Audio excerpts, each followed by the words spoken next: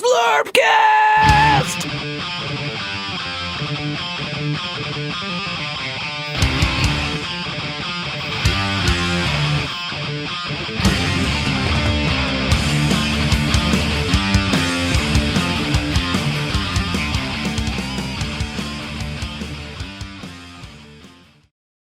Hi, folks. You know, in high school, I had an English teacher, Mr. Vogren. He said, "Don't pick up any wooden nickels." I never knew what he meant by that. Now I do. It means don't fall for stuff, right? Is that what that means? I'll ask the old guys on this. Is that what that means? I used to collect wooden nickels. But is that slang for like don't fall for something? I think so. I think it was usually like a scam, like come in and with this coupon with this wooden nickel, but then you really end up spending a whole Or bunch it's for more money. machines, like you could trick the machine into thinking you put a nickel in. Yeah. No, they were usually big. Yeah, the wooden nickels were usually like half piece size. Oh. Well, Mr. Vogren, I'm guessing, is passed, so I can't confirm. But I can confirm this, that Adepticon 2022 did happen. It is not a wooden nickel. Side note, dirty nickel, Urban Dictionary, that's a thing, right? I'm sure it is. It sounds like it should be. Pretty sure a dirty nickel is like 69, and then you get like a brown spot on your head or something like that. Yep. Again, both of those and the wooden nickel. No, that's called the diptesh. Diptesh. Yeah. What's You get that? a dot on your head from Oh, 69. The 69 diptesh. who's Diptesh though? Hello, diptesh. Deep dish pizza? What are you No, talking about? he works at Hey Buddy Liquors. Oh, you're mocking Middle Eastern accents. It's South actually Asian. Indian, but Yeah, close enough. you gotta get your. I thought you were Persian. You should know that. I don't know anything. All right. I do know this, that Adepticon 2022 did happen. It was not a ruse like it was the last couple of years. We are going to give you the highs, the lows, the goods, the bads, the many uglies. And let's also start with Xtreme. You weren't there. You did go on your own journey. Do you want to talk about that first? Sure. Well, I have a couple of things I could talk about with my weekend, I guess. I had a Blood Bowl tournament online. Friday morning, it started at 5, and we were done with 4 rounds by just before 11. So it was pretty awesome. Wow. You don't prefer fumble over tabletop, right? No, that'd be crazy. Tabletop. Just Tabletop is real. Everything on the computer is still pretend to me. But Well, I the have dice been. rolls, dice rolls. Show me the code. You know. But we talked about on I think the last episode where like in your Blood Bowl career you kind of plateau. I've been doing a lot of like watching and learning how these like high-end Blood Bowl 2 players play. And it's like opened up my eyes to this whole different style of playing. And I started implementing some of the things. I think my goal is to have kind of a hybrid of how I've played for 20 years and then what I'm learning from these guys. So basically, new stuff and the cage. Yeah, I mean it's the biggest change I can take away from it is that like there's a resource management and the resource is turns. Like if you come in with that attitude of always watching your turns, what you want to achieve each turn, and get down to the end of the drive. Like Anyway, I shouldn't be in this space on the board with these guys here on this turn. This should be 2 turns from now. This should be happening. right. Yeah, there's no reason to push myself into a zone that's more dangerous because I have plenty of time. My goal is not to be there at that time. I think also as a fellow dwarf player, I just realized it's like when you're watching basketball and they just say, "All right, slow it down." Like we had a couple of back and forth, and there's no reason to keep playing fast just because stuff was happening a turn ago. And so I always find myself telling myself, what are you doing? Like, just stop. Let him fuck around for a while and I'll just do my thing. It's like sometimes, and Xtreme is a solo board gamer, you may understand this too, but like, is it almost at times you're playing a game by yourself some of the time? You're not always playing with the other person because you're trying to achieve your own objectives. Well, that's the big thing too. Like if you go full into how they play the game, like the way they play the game, it's like so controlled that you are playing your own game. And it really doesn't matter what the other person does because you're in control of everything. If you do everything right, you're in control of everything you want to do. So maybe you find that's easier to do in the online playing Fumble because you don't get as emotionally invested. Maybe, but I think that's easier. yeah, it's possible. Also, when you're in person, don't you feel I mean, there's also sort of that, like, I don't know how to explain it. Not adrenaline, but like, for example, in my games, like people are coming up to me. I'm saying, like, it's a very casual, at least for me, very casual atmosphere. Whereas Fumble, if you wanted to, sounds like you can just focus and not, Yeah, and I mean, the end goal is to get to the point where you can play that style in a casual format. And I think I've got like my play style before. I'd gotten to where I can play in a casual format. People could come up and interrupt me, and I still knew exactly what I was going to do, so it was fine. So that's the end goal. But on Saturday, I was able to start implementing some of the small things, and I noticed like a big difference in my gameplay. So it was awesome. Like I look forward to putting more and more into that, and hopefully getting back to a point where I could be a higher level player again. You're still on the first page of Dwarf Coaches in the U.S. Depending on what you set your screen resolution at. Right? True. I believe he's 17. I looked today. That- It's not bad. Far Would you from say- the number one of us. Yeah, definitely. Well, you can't spell 17 without a 1. Just saying. Right. You know. So I was very happy with, I mean, my results were pretty mediocre. I think I was 2-2 on the day, or 2-1. Yeah, but if you're 1. implementing a new strategy, that's good. That's Right. Yeah, and I was very happy seeing those results in the games too. Like I could tell that things were different and it was working out better. So, I don't know. Did you have a More- post-game talk with yourself? I did not. No, Well- I haven't gone back to watch my replays or anything. And also, maybe the new method, Biran, doesn't include post-game talks. No. Maybe that was old math, if you will. Yeah. Xtreme, since you said you're playing in a way your own, against yourself for a bit, would you say now you focus on the bowl, like bowling, versus the blood of the paths you used to focus on? Yeah, I would, because a lot of the new strategy too is less of like just burying my dwarves in and looking for blocks and hoping for casualties. It's more of like controlling tackle zones. So I think my casualty numbers will go down as I implement more of this style. I do this thing where I just jam all holes. Yeah, That's I mean, in the game and personally as well. That's just a way to live. Just wherever there's a hole, you jam it. And it's so, a pretty good strategy. Nature of war is a vacuum. well, you know what? As a valid Blood Bowl strategy, it'll get you 500 most of the time.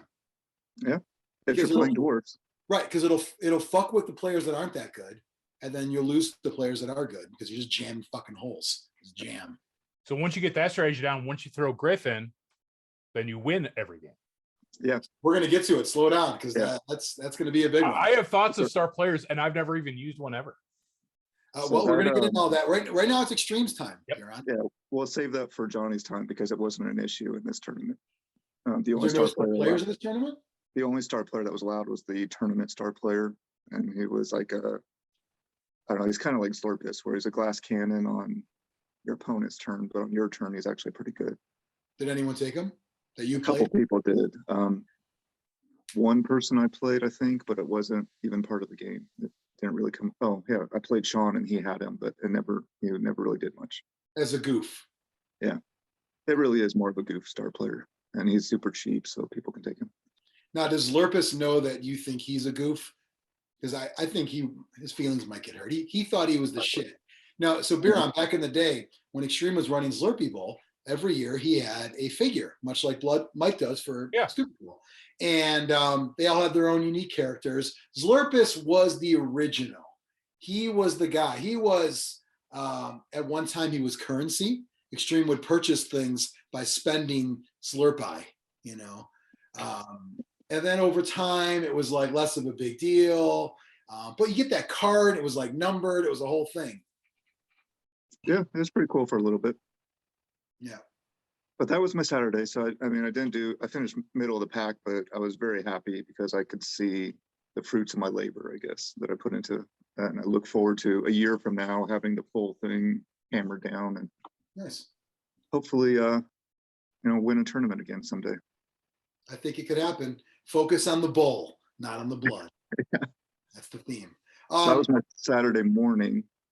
Okay. Do you want me to go into Sunday as Yeah, well? just keep going because our starts early. So.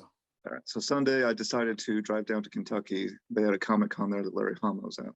So my agenda was to see Larry Hama, if that's all I did, I would be happy with that. Tell the viewers who he is, by the way. Oh, he's the man behind G.I. Joe. He started writing all the Marvel books. So they're going to end on 300 in IDW, and I think he wrote like 295 of those 300. So he's Industry legend, safe to say. Yeah, living legend. Yep. Would He you doesn't like say to call that, are you surprised he didn't call it G.I. Larry? No, I think that was already decided for him in the 60s. Oh, like, okay, you're taking this over. Yeah. We got one rule. It's Joe. And he was like, well, what about Yo Larry? And they're like, we're not doing Yo Larry. Yeah. So he's also written other books. He did a lot of Wolverine and Iron Fist and Nom. And I think he did a couple like X-Men and issues here and there, fillers on other series too. I remember Nom back in the was day- that Oh, Sergeant Rock? Was that Marvel or DC? I can never remember which one, because there's Sergeant Rock. Sergeant Rock is Savage. DC. Yeah. Sergeant Fury is Marvel. But the Nam is not. It's actually just about Vietnam, the Right. Vietnam War. Yep. And I think Larry did more editing on Nom than writing too. I know he was involved with it. I but remember he did- really liking the art of that, but it being not in my wheelhouse when I was collecting comics back then. Yeah. I had a few Sergeant Rock figures, and they were like pretty bad. GoBots, the GoBots. Were the GoBots, the G.I. Joe back then. Yeah, I remember those. Used to give it Kmart and Zare and Like, I'd have a birthday, and it's like, oh, these will fit in the background. He nice. drives around in a piss, not a hiss. Right. Yeah, exactly. These will definitely die first. Yeah. I don't even care what rank they were. It's like, you're not going to cut it. So.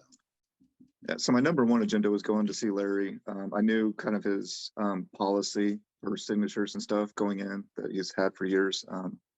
And it's got to be like the most friendliest, cheapest thing for con autographs and stuff. Like he'll do 2 free autographs if they're personalized. If you don't want it personalized, then they're $10 a piece. Oh, so he's good. So the bastard like resellers and stuff have to pay. Then he has another step where if you want to get it witnessed by one of those people, it's $20. Like, Yeah. so it is very much like if you intend to profit off this, he wants money too. Yeah. But if it's for you, That's I fit. noticed- That's more than Yeah. fair, I would say. yeah. His And pictures- signature is printed. That's interesting. Yeah, it is, because I almost asked him about that. I don't know if he did like lettering at some point and that's where that came from, but his signature is very printed and very legible because it is Yeah. printed. But Yeah. I mean, I know you've tried to copy it over the years, but how does that match up to the original? I'm sure it's fine. The funny thing is he prints in perfect Helvetica. Yeah. Helvetica 24. I Yeah. believe. And he does pictures for free, and then he does like sketches, as many as he can handle getting done, because I think he's starting to have like arthritis and hand issues. So he has a limit on how many sketches he'll do, but you just put your name down and like the character you want, and then you come back later and pick it up and pay for it. Nice. How about hugs? What does he charge for a hug? I mean, before COVID, I'm sure they were free. I think Yeah. now he doesn't really want to touch people. Yeah. Did he have any booth groupies there? He Besides you, I mean, didn't. I was actually talking to him before we recorded. It was kind of sad because like there was like no one at his table like the whole time I was there, like because I paid for a sketch and I had to come back and pick it up later, but I kind of saw everything I wanted to see at the con pretty quickly. So I was kind of like lingering like 20, 30 yards away. Like a looking weird at the table. stalker. almost Yeah. like, I paid. It may not be paid for a full friend, but I'm gonna see if we could parlay it into a friendship. But I mean, I guess it was really sad that there was no one going up to his table. But the good thing is he had plenty of time to do the sketches because nothing else was happening. Sure. I don't, but- on that note, I don't think it's that as sad as we think it is, because I always see celebrities with no one at their table, because there's just a point where whoever wanted to pay to get photo or autograph, whatever, did it. And then the rest, they might think it's cool. I think it's cool when they see people there. I see people from movies and TV shows I like, but I'm just going to walk by. So I don't, we always joke like the Virgil thing, but I think it's just kind of the norm and they're just used to it. He has done interviews in the past where he said he'll show up to any con that pays for his expenses. Nice. So, I mean, As well as Zlurpcast, by the way, for people listening. So I mean, I could see where he's paying for that. He's giving up his time, but he's making enough money off the signatures and commissions and stuff to make it worth his time, I guess. Where does he live? New York. Oh, so it's got. I mean, to go to Kentucky, it's like better be worth it, you know. Yeah, I mean, they pay for his flight and his hotel, so it makes it easier to be worth it. But the other, so that was like my main focus. And then I also, Gus, I don't know how to say his last name. I think it's Jalips. He was the original cartoonist for Jim Henson when Jim Henson was alive. So any of the cartoon work for the Muppets and stuff, it was usually Gus doing the artwork, most of it. So I wanted to go see him, and he had some really awesome stuff. The guy, he's a character himself, but he really knew how to work the con table really well, and he was telling all these stories, and they're really awesome. And I got a really cool print from him, which is neat. Usually I don't like to have like personalized autographs, but he asked what my name was. I was like, oh, for a Muppets thing, sure. Like, Did you say Brian or Xtreme? I said Brian with a Y. Oh, weird. But then I saw him writing it, and then he was like doing a word balloon. I was like, that's weird. And then another word. So it's like a whole conversation. So it like fills out the whole piece, and it's really neat. I like it a lot. Nice. But then like when I said he was working the con, like he had other stuff going on. He had prints everywhere that were super cool because he's done stuff for like Ninja Turtles and some of the other properties that are popular as well. But he had Funko Pops where he would take one side of the package and draw on that side and do like a piece of unique artwork on the side of the package.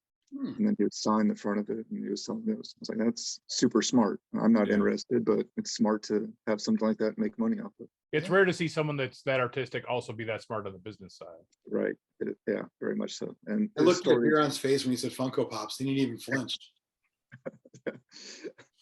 Right. Usually he makes like whenever you mention certain things, like anybody on this show, he'll always be like he'll do like a stink face. Yeah, like I just smelled a big fart, and it's usually something like Funko Pops, or it happened a couple times recently. But he was very stoic. It used to be Blood Bowl.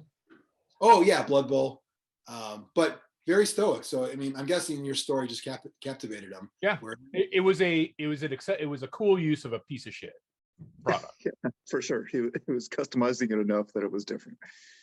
But yeah, it is really cool. He had like all kinds of stories about Jim and the Muppets, and like I guess the Muppet storage was not too far from Lexington, so he was talking about how you go there and all different boxes of just like Muppet parts and stuff. It's pretty neat. Like when I walked up, he was telling a story to some kids, and he's like, "I'm about to tell a story. Do you want to listen to?" I was like, "Yeah." That's said no. Thanks for noticing, but I kind of snuck into the conversation. He said, "I'm about to tell a story." Yeah. That's kind of cool. Like, yeah, you know what I mean? To have that awareness of like you said, working the con. So. Yeah, it was kind of a baller move too, because he kind of looked at me like he saw me sneak into the conversation. I was obviously there to listen, but he called me out on it first. And, was he more of a Fozzie than a Kermit then? Oh yeah, for sure. The one downside of my trip, I ended up curbing one of my rims. Oh no. Yeah, so I got there and was looking for a parking garage, and I found a garage, and it had high curbs, and it like snaked up to the ticket booth. And I got up to the ticket booth, and it said it was closed. No explanation why. There were empty spots all over the place. I was like, fuck. So now I have to go in reverse through the snake, and I end up curbing one of my rims. Did you find a way to blame Alex? No, I wish I could have, but it was on that side of the car that he put dents in. So yeah, I have a good side of my car and a bad side of my car now. I don't understand like why things are always difficult to get in and out. Like even yesterday at the concert, it was a super tight turn to get to the exit of the parking lot. Like it was so easy to get in, and I watched 3 cars in front of me all hop the curb. So I'm like, well, I'm just gonna like start off knowing I'm not gonna make it and reverse it. But like it's just weird everywhere. It's impossible to leave places sometimes. Yep, but overall, I think it was a successful trip. I mean, it's a Comic Con, but like I think all Comic Cons now, a very small portion of it was actually comics, and that's all I cared about. So I was able to see everything I wanted to see really quickly, and I was waiting around for my sketch to be done for quite a bit. There were a lot of well-known guests at this There were, and they had those on like a different floor of the building. So I went down there because I had time to kill, and I looked at the people I wanted to look at from the distance, but I didn't wait in any lines there. Wasn't really you didn't want to see Gus Fring from Breaking Bad, and I mean, I saw him from a distance. Gideon. You didn't say they call me Xtreme or something to get his attention? I saw Ron Perlman was probably the biggest person there for me. He was pretty cool. Literally the biggest. Yeah. Biggest. Yeah. He was voted most likely to look like Hellboy, just naturally. Britt Baker was there, right? Wrestler. Yeah, Britt Baker was there, and Hangman Page was there. Oh, nice. I didn't see that in the. Yeah, and Was what's her face from Buck Rogers there? Aaron Gray? I don't know, maybe. No, it was Aaron Gray from Silver Spoons was there. Oh, Oh, But that was my weekend. That and watching Facebook for all the pictures from Adepticon and being sad I wasn't there. A lot of people were asking for you. John Yep. Stevens, Rodney, he was like, oh, he actually thought he saw you. I said, there's a lot of people that look like him these yeah, days. yep. You know, and I said, no. And he's like, he said, probably can't come out a little too dodgy here. And I just said, yeah, and I don't even know. What does that mean? That's why you need me to help translate, because I watch all So the videos. I'm pretty sure dodgy in this instant meant questionable with your current medical situation, right? Okay. Yep, I would assume so. And I was very careful with the Comic-Con, and because I wasn't interested in any of the big crowded stuff, that made it easier for me to sell it to myself anyway, that I'm being as safe as I can without missing out on this. Yeah. Cool. And you feel fine now? Yep. And also taking that risk to see That's my pump. Larry Hama is one thing. Taking that risk to play Blood Bowl, not worth it. Yeah, and that was, I mean, it was a much bigger convention at Adepticon, and those people had all been around each other, and I was going to be sitting next to them. Is very different than what I did. How far is that? Was it from your house? Just over 2 hours, so it wasn't bad at all. Oh, that's not bad. Yeah. So same day? Yep. Okay. Yeah, I was back before dinner. That is always the goal. Yep. That See way, Larry then- Hama, get back before dinner. Yeah, so that way I participate in my family activities. Yeah, I didn't run away to Kentucky for an afternoon. It's fine. Did you have any thought in your head that it might be somewhat possible that Larry Hama might spend a Saturday night with you? Like he goes, what are you doing later? Well, Right, like what is there to do in Kentucky? And you're like, well, nothing, but how about Franklin? No, my real fear was that I would get down there and he got sick or something and wasn't going to come Sunday. And I was like, fuck, why the hell am I here? Yeah. Well, did you consider inviting him back home for dinner? No, Did you he had consider- he had a guy helping him run. I Was guess there I should something say. about this guy that stood out? Yeah, he was a little person, and that wasn't the problem. The problem. So I got there early in the morning, and when I was there, his helper wasn't there. He was off getting coffee. But Larry signed me up for the sketch because there was only 4 spots open on Sunday. So I was like, well, 2 of them are taken already. You know, whatever. So I wrote down my stuff there. But when I went to pick it up, this guy had marked out Storm Shadow as the character I wanted and put Larry's choice, and was trying to tell me that we had a conversation about this. I was like, no, you weren't even at the table. But I don't want to get in an argument in this situation. Like, if Larry did his Because sketch- he's a little person, or you didn't want to get into an argument with anybody? I just didn't want to get in an argument with Larry, who's already being. You thought the optics of you screaming at a little person would be bad? That would be bad. that might give him the idea for like a some kind of storyline, though. Yeah. Yeah, sure. You know? But they had me down as number 40. So we're looking through all these sketches. There's no number 40 on the table. So obviously what happened is the person below me said Larry's choice and he marked off the wrong one. But he kept saying that we had this conversation. I was like, You're whatever, like, I man. would remember a conversation with a little shitty. Like, just find number 40. I'll take it, whatever it is. But there's no 40 here. But there was a number 3. So someone that came Friday probably and never picked up their sketch that happened to be Storm Shadow. Oh, So I was like, hey, I'll Yeah. take number 3 because he's obviously not coming back for it. And now everyone's happy. And whoever wanted Larry's choice for number 40, like, whatever. I'm thinking pay up front would make sense. It would make a lot of sense. But that's not how he did it. I know at some of the cons not too long ago, he was actually shipping them afterwards, but he was having trouble with people's handwriting. So Yeah. then he gave up on it. Did you catch any of what the Larry's choice ones were? I didn't. I mean, they're all popular characters. So there's a lot of Snake Eyes. Chuckles?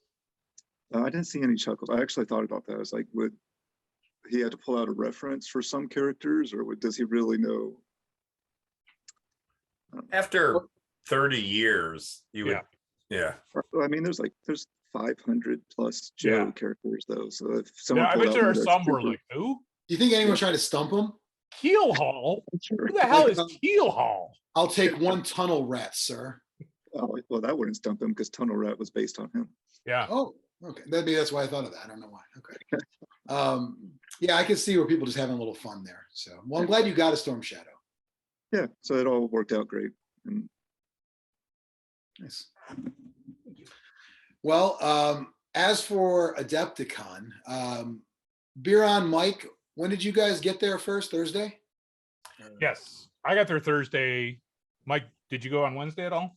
I was there on Tuesday helping set up, and on Wednesday I helped Grognard set up.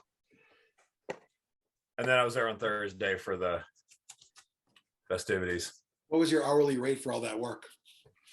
Hand jobs? An hour? No. I mean, I could see you giving them an hour, but not doing. Well, Todd bought me Kumas, so Okay. place overrated. But Yeah, we're kind of past that now, I think.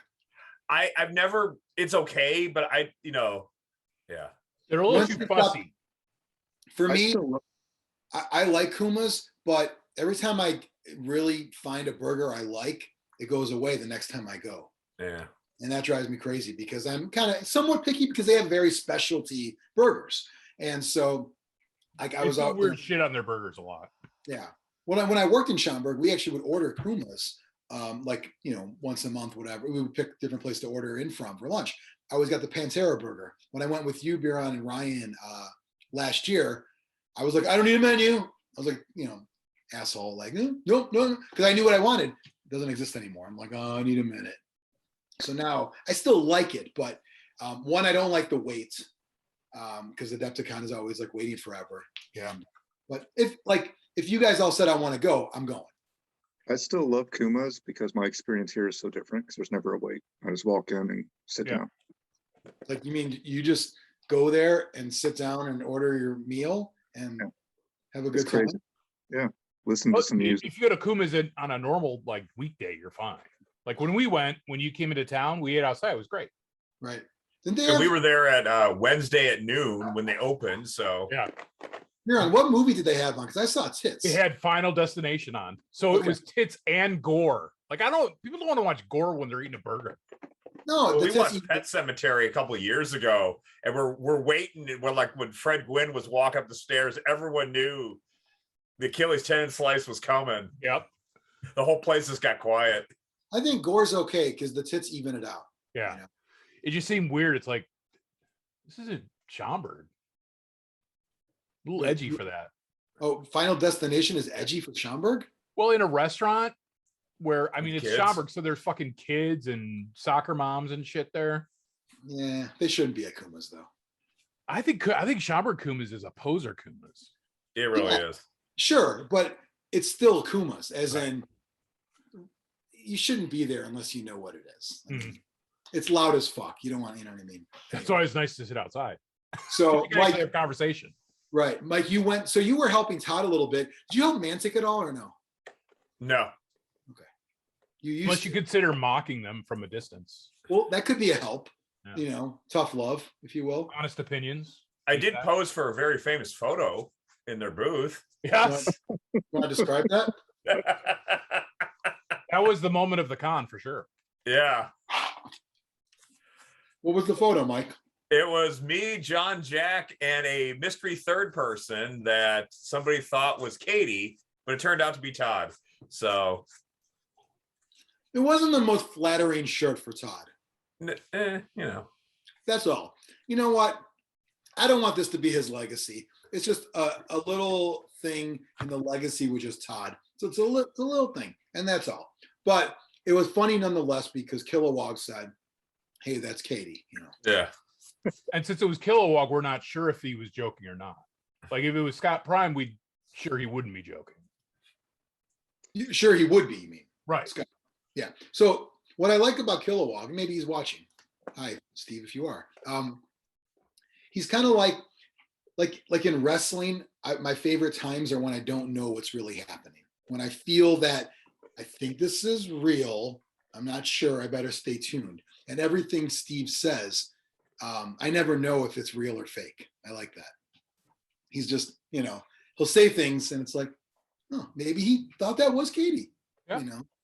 It was your height though, Mike. I think he did really, because like I said, it was from a distance, the long gray hair. But it looked like you were the same height. So I knew immediately it wasn't Katie. That's a good point. But maybe, camera angles and whatnot. Tom Cruise is 6 foot tall in movies, Did you get a demo of Overdrive? They did not have Overdrive. I asked for one. They had it upstairs by their gaming area. They had demo. What? They had a demo set up outside of where Kings of War and stuff was happening. They had like fucking 8 Overdrive events scheduled with like nobody playing, but they didn't do demos. Not in the booth. They had nothing for sale. What They Xtreme? had nothing for sale? Overdrive. That's crazy. So it's a secret, but not really? I don't understand. They had no Loca either, so.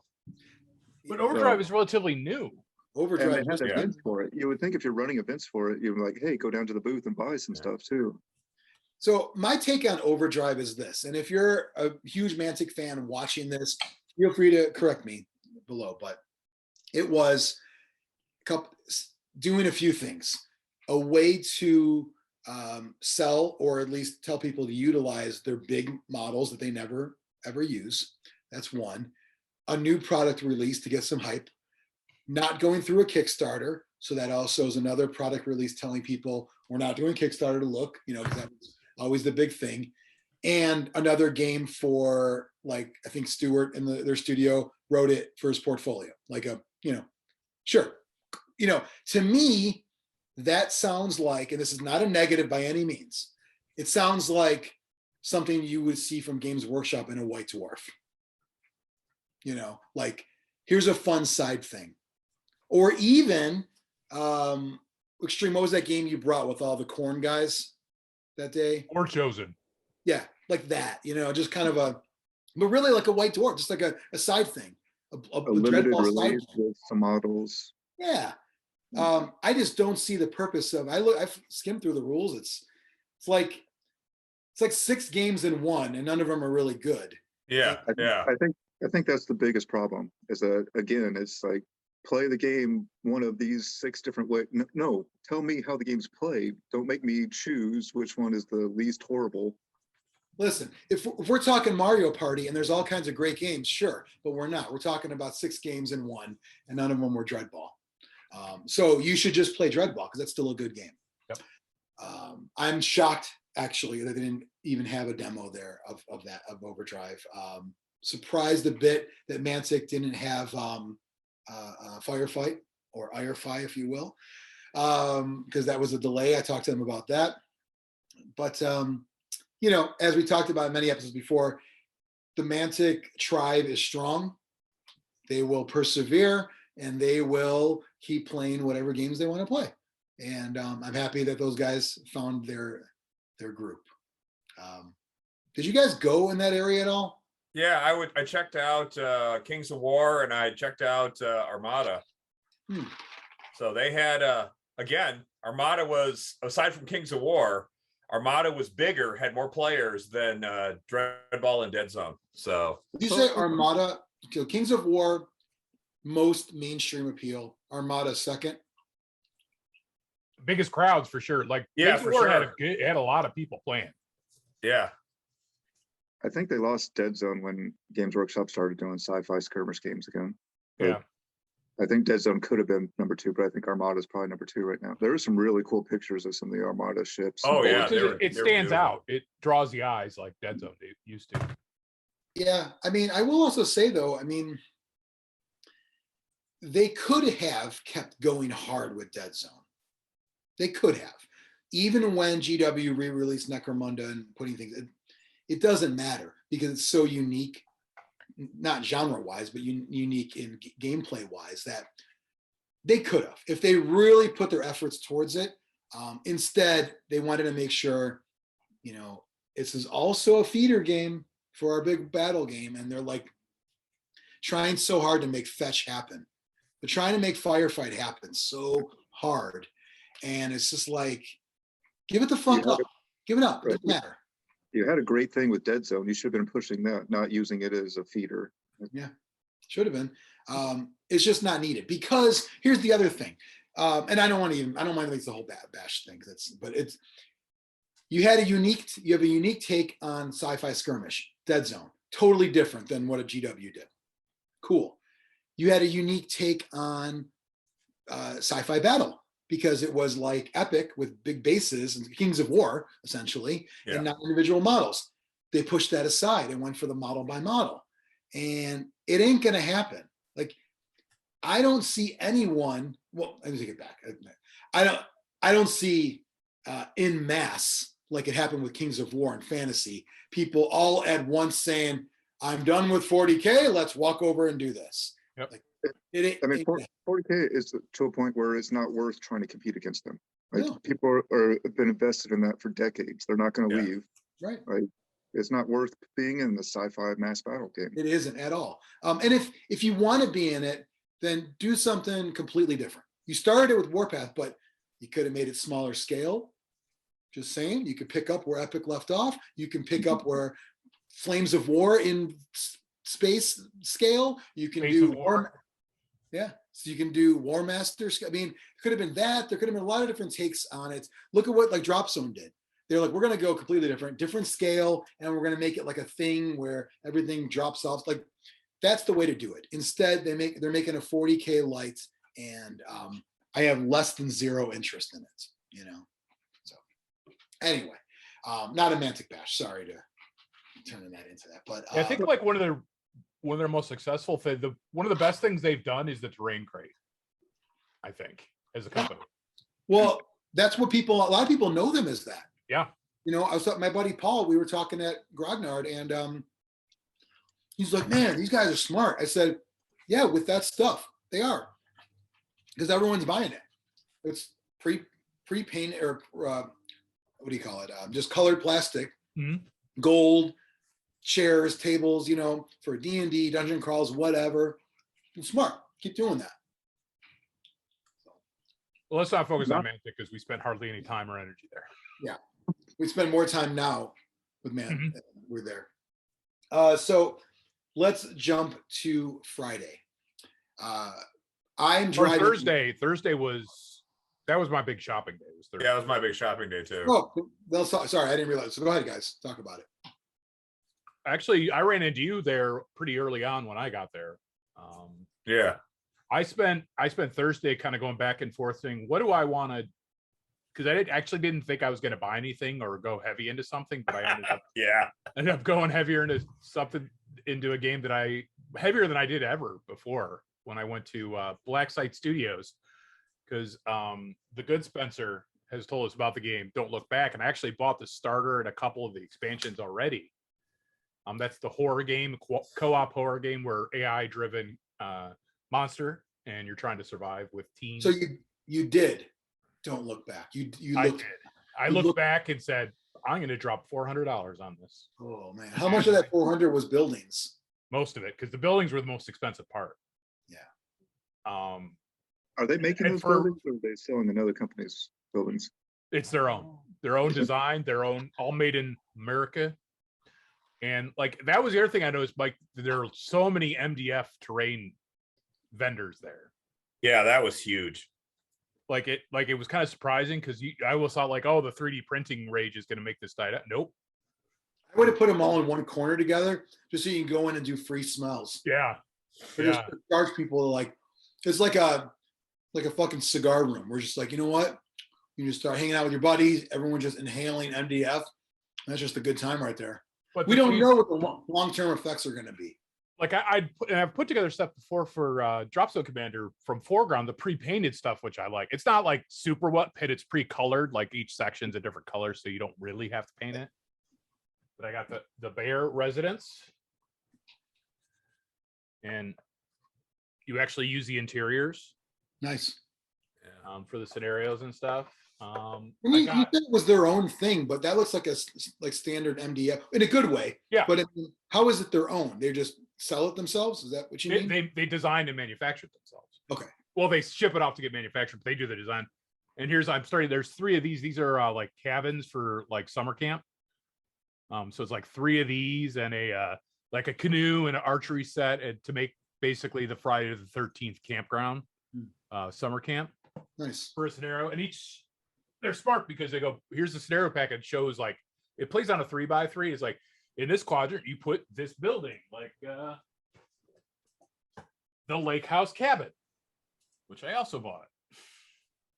And they have like a funhouse one with carnival games and carnival rides so you could spend thousands on this game if you went hardcore and bought every scenario and every building that is indicated. But they even say use anything you want, but it just looks cooler when you use their stuff. So are there missions with each? Yes, the starter comes with like 8 or 10 scenarios, and then there's expansions that have scenarios in them. The Gourd Reaper, they come with a monster. In this case, like the jack-o'-lantern head scarecrow guy, and it's got like 2 scenarios in here. Curse of Oak Hill, sort of like a exorcist type scenario, and I have the one that's Leatherface, Texas Chainsaw Massacre. They call it Boxcar Willie because they don't pay licenses. Yeah. But you know what everything's supposed to. How'd they get Scooby-Doo then? It's not Scooby-Doo. It's Meddlesome Kids or something like that. Yeah. Yeah, I saw a fucking neckerchief on that Fred guy though. Yeah. And those are, and they have survive, and then you can buy survivor packs. Are these guys American? Yes. Texas. Yeah. Just checking. Usually it's foreign that tries to do the what can we get away with? Right. And it was and they're doing the Mantic style with the VHS case. I like it. For that. Makes sense. Right. Final Girls is like 5 survivors with their cards, and they have special like add-on scenario where it's like your goal is to have one girl survive to win the scenario, the final girl. Is this anything to do with that Kickstarter Final Girl or just coincidence? No. Okay. Similar, but that's more of a board gamey. This is miniatures where you're measuring and everything like that. And, you're measuring. It's a skirmish game, would you call it? Yeah, it's more of I would call it a narrative skirmish game because you're cooperating, and then there's an AI-driven monster, and the monsters have like traits. Like this one is. Let's see if I can find an example. Are we talking about this game next week, by the way, on the show? Yeah. Well, we'll have actually played it by then. So you don't have to blow the whole wad. Yeah, they have a method of operation. It could be stalking or hidden in the shadows, and basically how they react to the actions of the characters is automatically determined by the type. So yeah, looking forward to that. And I also bought a mat for them, 3x3 mat. Is it just like a city or not like a? The one I bought is suburb, so I have a forest one for this game, and now I also have the suburb one. 3x3, right? Yes, and the suburb one is perfect for. It's a nightwear on Helm Street. They went with Helm Street, not like Helm Road. Yeah, I'm wondering. They're riding that edge. They're real close. That's all I'm saying. And they had a con-specific expansion pack. Do they have Teddy Luger? No, but they have this guy called Seth, who's one of the original survivors, who is the nerd guy with a bow tie, like AV Club guy. He's the one who comes with a flashlight because he's a nerd and he would have technical stuff. That's your character, right? Yeah, and they came out with a Adepticon exclusive Seth special survivor and killer. He becomes the killer. And the survivor has a swag bag that says Adepticon on it. So that was pretty cool. That's really cool. Like it's hard sculpted in there. Yes. Yep. They're all resin. You don't have to wash it. So I talked to the guys like I didn't wash any of these before I painted them, and they came out fine. So maybe they're like 3D print resin then. No, they're resin. You could tell. I mean, and that's not an insult. Right. No, they're poured. It's poured resin. You could tell because it's got the gates and everything in it. Okay. Are there any other like side heroes you can buy that are more parodies? Like, is there like a Bruce Campbell guy and those kind of things? Like we said with it, they have the Meddlesome Kids. You could, and they finally in their newer one they're just releasing now is a build your own survivor, so you can kind of make your own version. Okay. like Biran the Brave. Yeah, and I have the weapons expansion cards, so you could if you want to make the game easier, you can give your guys more equipment. Like these guys are ready to go. They got shotguns and assault rifles. Scenario one, box of Uzis. They brought their assault rifles to camp with them this summer. Right. It's a camp in Michigan. You know what I'm saying? Yeah, you guys, look at this chest I found. I'm like, oh yeah. Like you're gonna be because it's for they like go into here and you one of your actions is to search and you could find an Uzi because you're in a good part of town.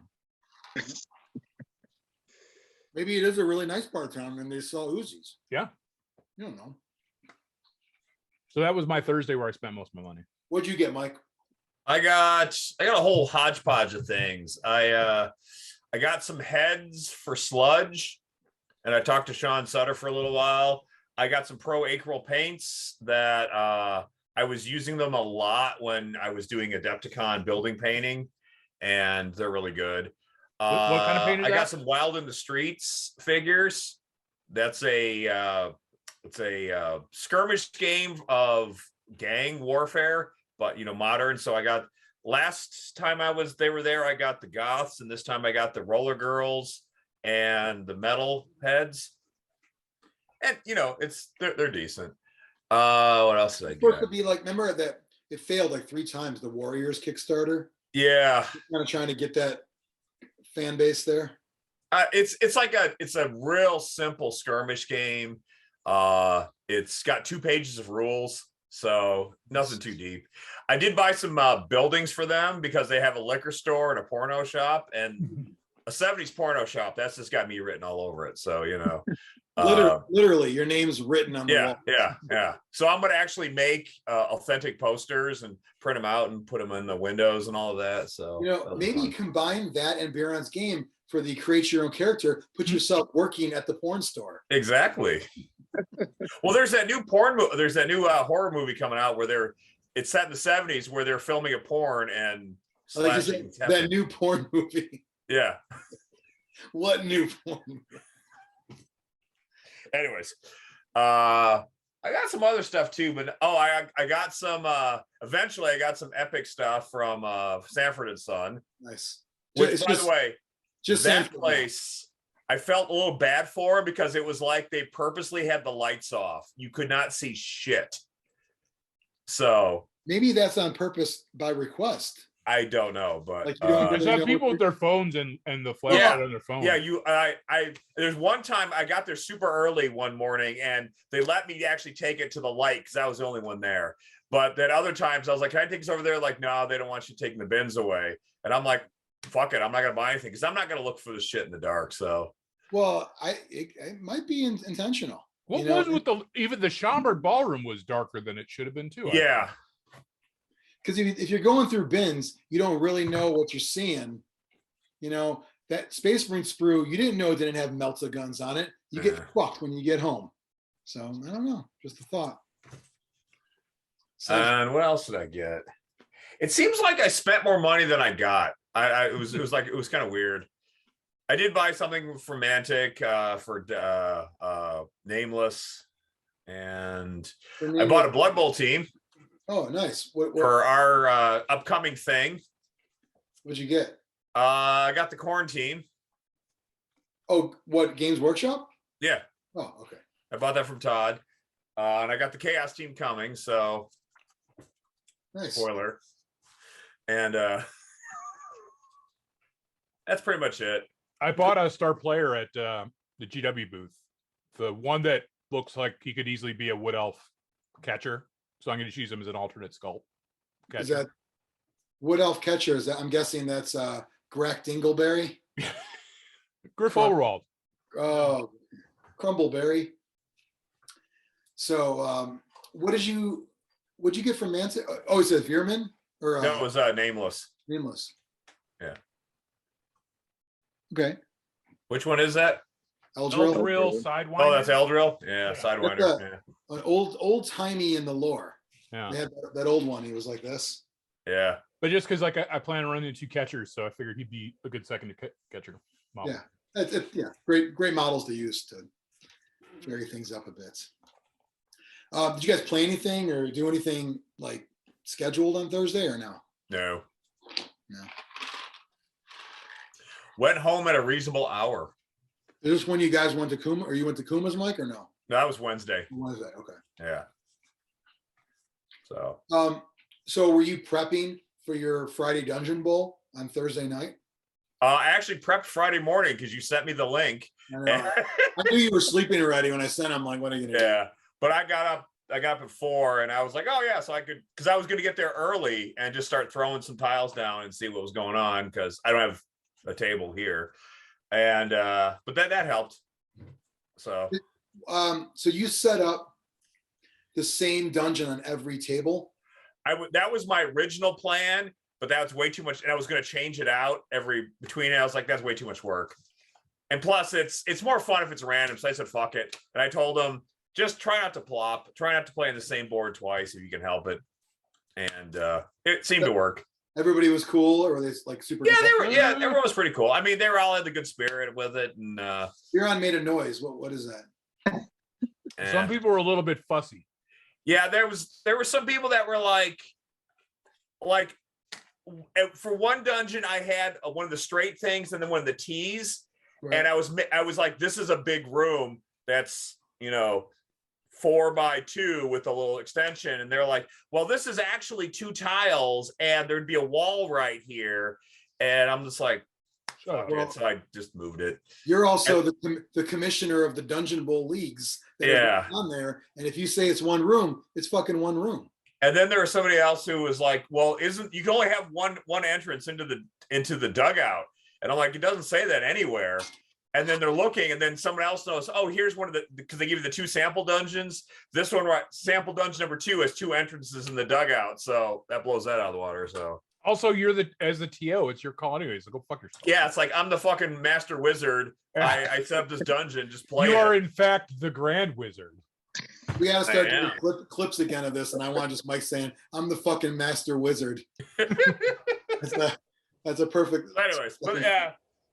But no, it was I think everyone took this game in the spirit it was intended, for sure. Yeah, I really think so, though. Did the games go real quick?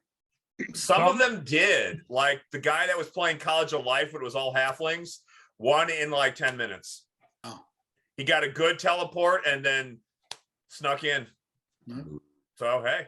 And then some of them took the whole time. And again, that's always kind of annoying because you're like, because when you're done in 15 minutes, you don't want to sit around, especially when you go hit the vendor hall. But then when people did finish up, one of the guys, because I said come back at noon, and everyone else is there, and I kind of want to get started early so I can get done early. And one guy wasn't there, so I was like, just start now, and when he comes in, we'll make sure everyone's got the time. And yeah, I think because of the small amount of players, you probably got a lot of leeway with what you can do that day, right? Oh god, yeah. So there's only 8 of us there. So 8. I thought there was 12. There were more people signed up. A couple people just dropped. One of them didn't show. So, but Mike, in all your years, just a couple people weren't registered but showed up. So it all balanced years out. Of running things, who would drop? That's disrespectful to you. Never. Yeah. Never. Did you have any games that went to time and didn't finish, or was it still tie? There was one tie. Yeah, the guy that actually came in second in Blood Bowl Super Bowl round 1 ended up in a tie because they didn't finish in Dungeon Bowl. The guy from Minnesota. Yeah. What happens? You just say the dungeon's collapsing and everybody fucking dies? Yeah. You're the fucking master wizard. Mm-hmm. New nickname. Yeah. Yeah, I actually watched the whole thing. You watched the whole thing? Yeah. I mean, people had rules questions that I would shout out an answer, not knowing if I was right or wrong. You Can you do this? Yes, you can. You definitely leaned into your role as misinformation junkie there. That's right. I was fake news. It was awesome. And that one time in Super Bowl the next day when you yelled out 5 minutes. Yeah, Xtreme. It was great. So we were in the middle of round 2. I think it was round 3. 2. It was 2 or 3. Okay, 2 or 3. And probably maybe 30 minutes in and 2-hour game. He goes, no, it was 30 minutes left. Oh, 30 minutes. It felt like more because we were No. almost like a little over halftime, but 5 minutes and everyone's like, I've never seen people respond to somebody yelling the time like they were like, what? and then Mike was like, ignore him, he's stupid. It's like you had to do a quick diffusal. Like, everyone ignore him, he's stupid. Yeah, it was like that in Practical Jokers where Sal had to yell bingo. It was. Yeah, Biran, a lot of times at cons, like there's got to be somebody in his ear telling him what to do. That's what it feels like sometimes. Like, all right, now go up to this guy and pull his pants down. Maybe that's really what my thing is. I'm on Impractical Jokers. And you just don't know it? Yeah. Your character, Biran, Yeah. is the fifth Joker. So Friday, it was Dungeon Bowl. Biran, you watched. Mhm. Did you head over to Portillo's after that? I did. Yeah. So I left a little early because of that. It's when the lights went out. The lights went out in the Schaumburg ballroom. Yeah, for like 4 or 5 minutes. Yeah. Were they still playing with their phones or something? Yes. Yeah. Yes, they had their flashlights and they were rolling dice. That happened at another Super Bowl because I was playing Ted, and we had to get our phones out to light up the game. Is that when you move stuff out of your casualty box? I would just leave. That's Immediately. it. Lights are off. I'm gonna sneak out and not even tell the TO. You know. No, that's when I left and met JP and Dean over at Portillo's in Schaumburg. Dean went to the wrong one. Biran got there first. So I drove in and I wanted to stop at IKEA for a pickup just to make sure I got it. Just so it didn't impact the rest of my time and trying to plan for it. And I will be soon adding another glass cabinet. However, it is a teal or turquoise. It's going to go in between the black ones. I'll make a thing about it. I'll joke. We'll all have a good laugh. But First the ladies' socks, now this turquoise shelf. Yeah. What are you trying to say? Nothing. Yeah, you're Mediterranean. So here's what I ordered at Portillo's and consumed. But before I even got there. Yeah. Thanks. Nice manners. Yes. Well, and you finished before Dean got there, so. True. We ate in stages. But I got there at 3. Right. And I ordered and Dean went to the wrong place. So right. you were just a straight up, you're like, I'm hungry. Yep. I had the big beef with mozzarella, a large cheese fry, and a Maxwell Street Polish, and a large diet Coke. Did you take the Polish and put it with it, or was it full bread and everything? Full bread and everything. So it was like 2 full large sandwiches. Yeah. And cheese fries. Yeah. And diet Coke. Of course. So you're missing the hot dog from doing the full circle. I thought the Maxwell Street Polish could sub in. I used to do that. That would be the true full boat. You'd add a hot dog to that. I can't eat that much anymore. But the burps I got were deadly. It was nasty. Yeah. Yeah.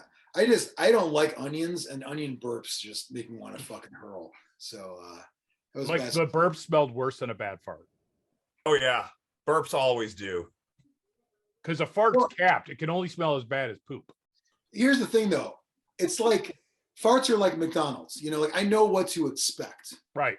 I know what a fart's get. Now, of course, there's variances. We all know right. that. Like ketchup, like you know, but the burp, it is like it's like a gourmet. I'm going to sample the various courses that I'm taking you on a culinary journey. It was, yeah.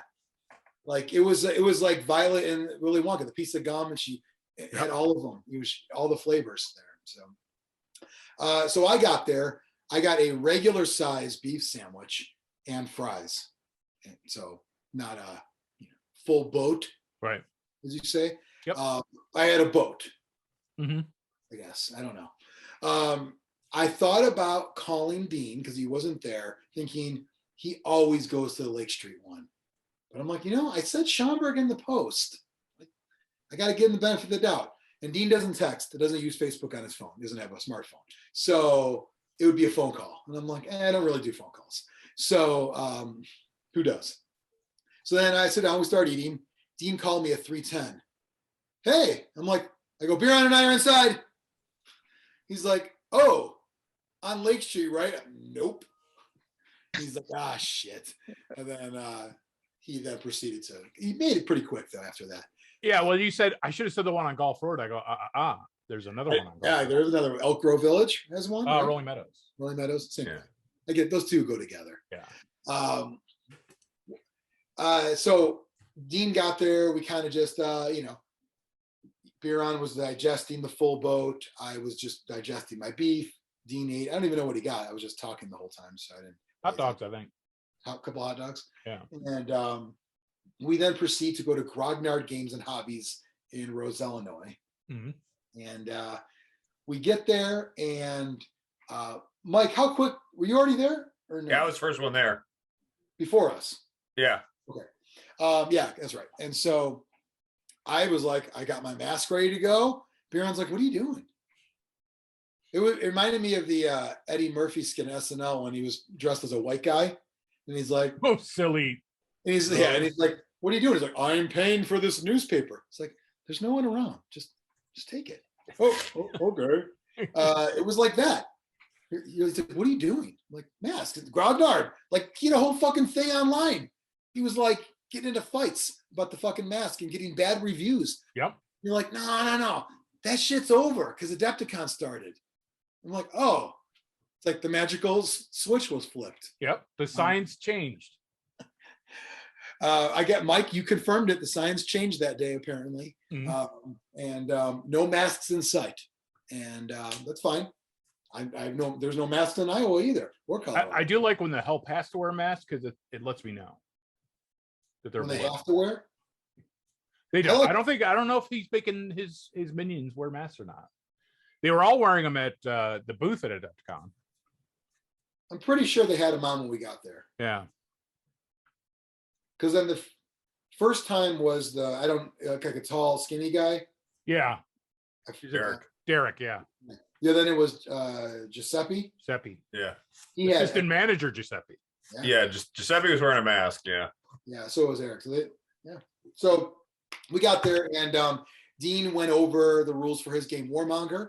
And so he set up some forces for Mike to use. I pulled out my models. My buddy Paul came over, and we were reminiscing a bit, showing him some things. And he told me a quick story I'll relay to you. Small world, as always. And Paul sold Dead Zone stuff online, and somebody in North Carolina. And he got to talking to him, and that guy's like, oh, he somebody knew me. I don't know his name, knew me. And he's like, oh, and I know Jeff Burbage. And he's like naming all these like people that played Mantic games. So is that just a case of a gamer small world, or is that a Mantic small world? Well, gamer is a small world. A Mantic small world is a small word. It's like, yeah. Gaming's the Dyson sphere. Mantic's the sun in the middle. Yeah. Smaller. I think Mantic is a small moon off right. the game. Yeah.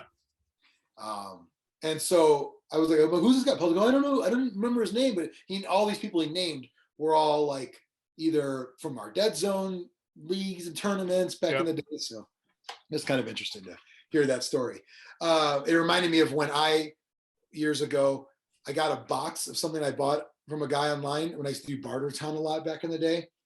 And I started to open up the box. And you know, like when somebody doesn't want to, like I'll peel off a sticker. I'll just fucking gnaw it if I have to, so I can start fresh. But a lot of people just put label over label. Mm-hmm. And I started to like pull it off, dig a little deeper. My own address was on the return section from the past. I got a box sent to me that used to be my box. Insane. It passed through a third party. Like the guy I bought, whatever I even bought from, wasn't somebody I sold stuff to, but he bought somebody, he bought something from somebody that I sold something to. It's like the degrees of Kevin Bacon. Yeah. And the box held up. Might have been like made out of like Dungeon Saga box. You know what I mean? Like, I don't know what it was made of, but the box is staying strong. I like that. Anyway, playing Warmonger. Mike, what'd you think of it? Oh, it was fun. Yeah. And I'll be playing it again at some point. Ryan showed up and Hoagie showed up. Was that the first time you met Hoagie? Yeah. First time I got to meet him in person. We talked online a couple times on Instagram, and I got to meet him in person. Great addition to the club. Yep. I feel better about being replaced by him than I did before. Yeah. Yeah. And is he an alpha in the club or no? No. Who is Biran? Why is that? Because there's only 4 of us. Why is that? I mean, of all people to follow, you know what I mean? He's going to lead you down a path you're gonna regret. I would even say it's alpha because I don't insist everyone play what I want to play because Ryan and Mike play God tier and other stuff. That's not alpha in this club though, because I never insisted we play a certain thing. I just mean like someone to gather the troops. That's all. Yeah. You know what I mean? That's all. Ryan, I would say Ryan actually. Because he plays everything. He plays everything, but he also he's a better planner than you, Biran. He'll say, "Hey, let's do Uncle Bill's at 5," and let's he'll actually put things in motion, whereas you're more spur of the moment. I'm here. I'm going to eat. I don't care if I'm alone. Right. But people want to wait so we could all eat together like a family. You're like, I don't. Ryan has more empathy than I do, so he makes a better leader. Yeah, I think Ryan should be the true leader. Yeah. With Mike is maybe his. But Ryan would say that's a lot of pressure. There's a lot of pressure. Yeah. Anyway, so Ryan's probably the best gamer of us. Yeah. That's a low bar. Yes. Side note, it's awesome to see Mike try in games. We'll get to that with Devil's Run, but he's like, I want to win a medal.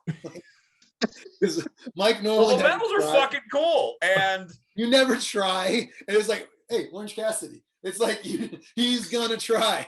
He's gonna try, and it was awesome to see. You did not like the dual machine gun. Well, I was also. Yeah, you were complaining, but hold on, we'll get to that in a second. Hold on, okay. I just love that you tried. So Friday, Warmonger, and overall, I made a couple of purchases. I got some of the new Eldar stuff. The cards I bought from Todd's booth, and the book I bought from the store because the cards weren't at the store. Got the new Night's Watch cards. I know they're already obsolete. I don't care. It's still more. There's only a couple that are obsolete. What's the opposite of obsolete? That's what they are to me. Valid. Current. Yeah. Sure. Right. Because I have the old ones, and they're newer than the old ones. That's good enough for me. And anything else there? I got my comic from Biran. Yes. That was awesome. 9.2. Yeah. Unbelievable, by the way. I can't. I'm looking at it now, and it's fucking trashed. It's every corner is destroyed. The whole thing is warped. The whole thing is yellow. The staple, the bind, it's just I wonder if it's they're really lenient until you get to the 9.6 level. That's when they start. That's what I was thinking too. Yeah. Because if you look online, 9.6 is where the next level pricing begins. Yeah. Everything, even on current stuff. If you just like you, Biran, I bought a couple, comics where I like the Batman cover just to have, and it's I bought it for $40 or whatever. Right.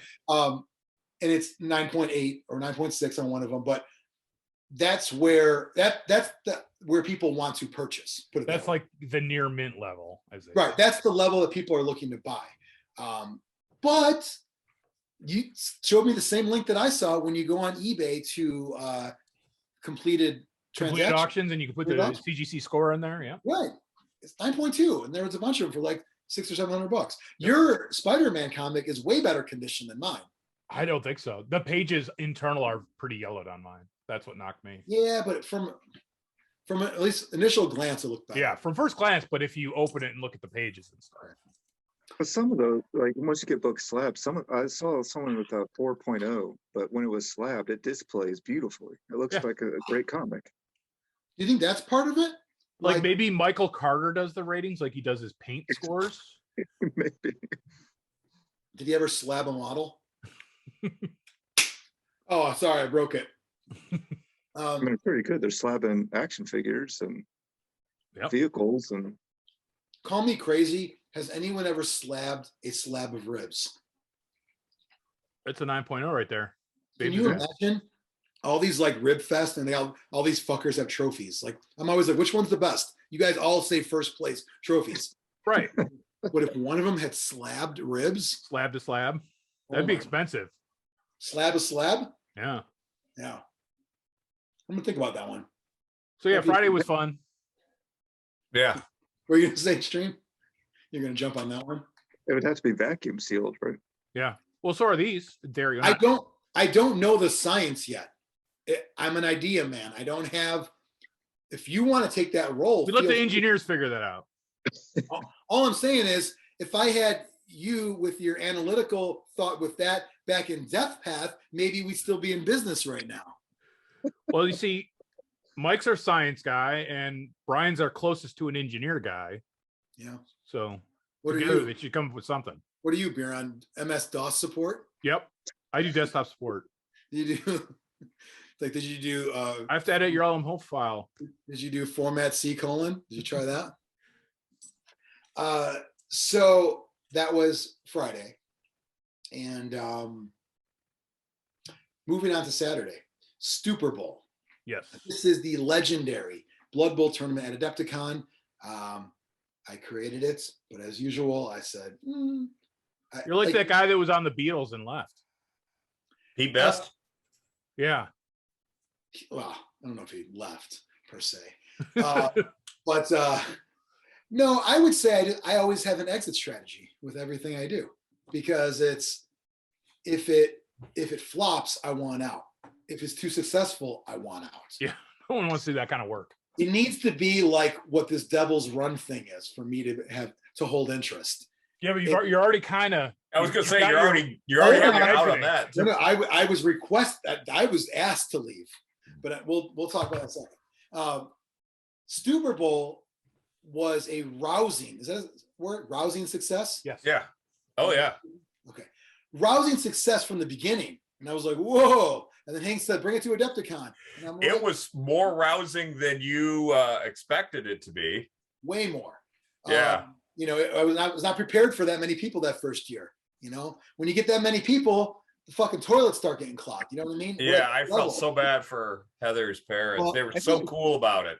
I'm pretty sure Xtreme took care of it for me. So I did, because my wife went in to use the toilet and she came out, she's like, it's clogged. I was like, fuck, now everyone's gonna think she did it. Right, So I need to take care of this. So Is that why Katie pooped on your floor that one time? Yeah, is that what Katie shit on the floor? Yeah, and was she high when she was going to? So Xtreme, you weren't doing it. You somewhat out of the kindness of your heart, but mostly for a what's The same reason Will Smith punched Chris Rock. Sure. Defend the honor of his wife. in the toilet. Right. Like Chris Rock made a joke about her clogging the toilet with her Propecia. Right. Well, you can't make toilet jokes anymore, apparently. I'm always going to make toilet jokes, and I'm always going to make ball jokes. Mhm. But I think Xtreme, you had to save the day because there was like a billion things going on, and people had a good time. We did it another time, and the second time was the second one at Stupor Bowl, Mike? Yeah, it was at Adepticon. Yeah. At Adepticon, or at Adepticon. Yeah. And then I ran that one, and then year 3, I said, you got it. Now you're on like 12, right? Something like that. I don't even know. A lot. Yeah. You are known as the Blood Bowl guy, even though on the website it says Mike Muller, Katie Music, Brian Mitchell. Why is that thruple on the website when you do all the work, Mike? Because I haven't edited. When did you guys start getting custom miniatures for Stupor Bowl? The first one. Year 1? First one. technically. Oh, really? Yeah. The So one that was at your well, so in-laws' house? the first 2 years I had Tom from Impact do them. Right. And like they were good. It's just I had the opportunity when we brought to Adepticon to like kind of take it to a bit of another level, I guess. Yeah. And also I will say from a consistency standpoint, the Blood Bowl models that were coming out, things were getting all beefier at that time. So when I saw what Hank and his team can do at Adepticon, I was like, oh man. So no knock on the models we got from Impact, but they're just kind of small. The fridge is kind of tiny. When I started seeing the ones that Gorgon Miniatures did, I was like, holy shit, we got Salter the first year. You got Salter your first year, Mike. Yeah. Because then we went retroactively and got Slim, which was Jim And McMahon and the freezer. Freezer redone in the new style. So, and then from that point forward, Mike's kept it going, a new model every year. And in this tournament, what was that? What was this year's model? Dennis McKillian. I got one for you.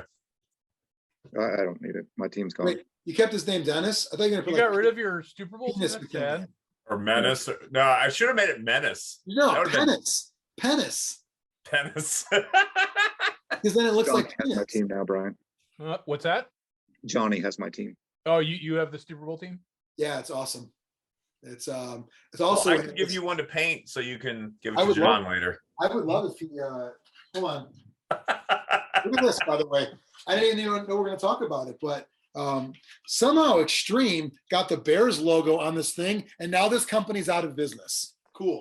Because they got sued.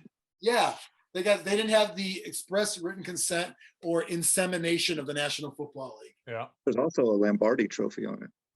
Oh, so double. I believe Alessio's still paying for it. He's paying in Leary. Yeah. Lira. Lira. And so this year, Mike, you had did you go back and edit, or did you not really change much from 2019? I updated all the stars, and I learned a valuable lesson, because I actually commented on this in my speech. Is I appreciated the patience a lot of people had, because the rules were written for the CRP rules, and some of the things really need to be updated. But I didn't update as much as I could have, and I will do more so next year. So I thought the rules were fine. There was only one part where I saw the price written twice, and it made me have to do it but it was the same. It wasn't different. It just threw me off, because it was like, initially it looked like that's how much you spend, and then you have your skills. But that I got it, and but yeah. I think some people made it was just some other little things that and the cards aren't really the old cards we were using, because again I was like I was gonna update these cards, and then that never happened. So, and then a couple things like pass block is no longer a skill, and Isn't that diving catch is not around anymore? Yeah, diving catch is still there. Oh, I thought you told me it wasn't. No, it's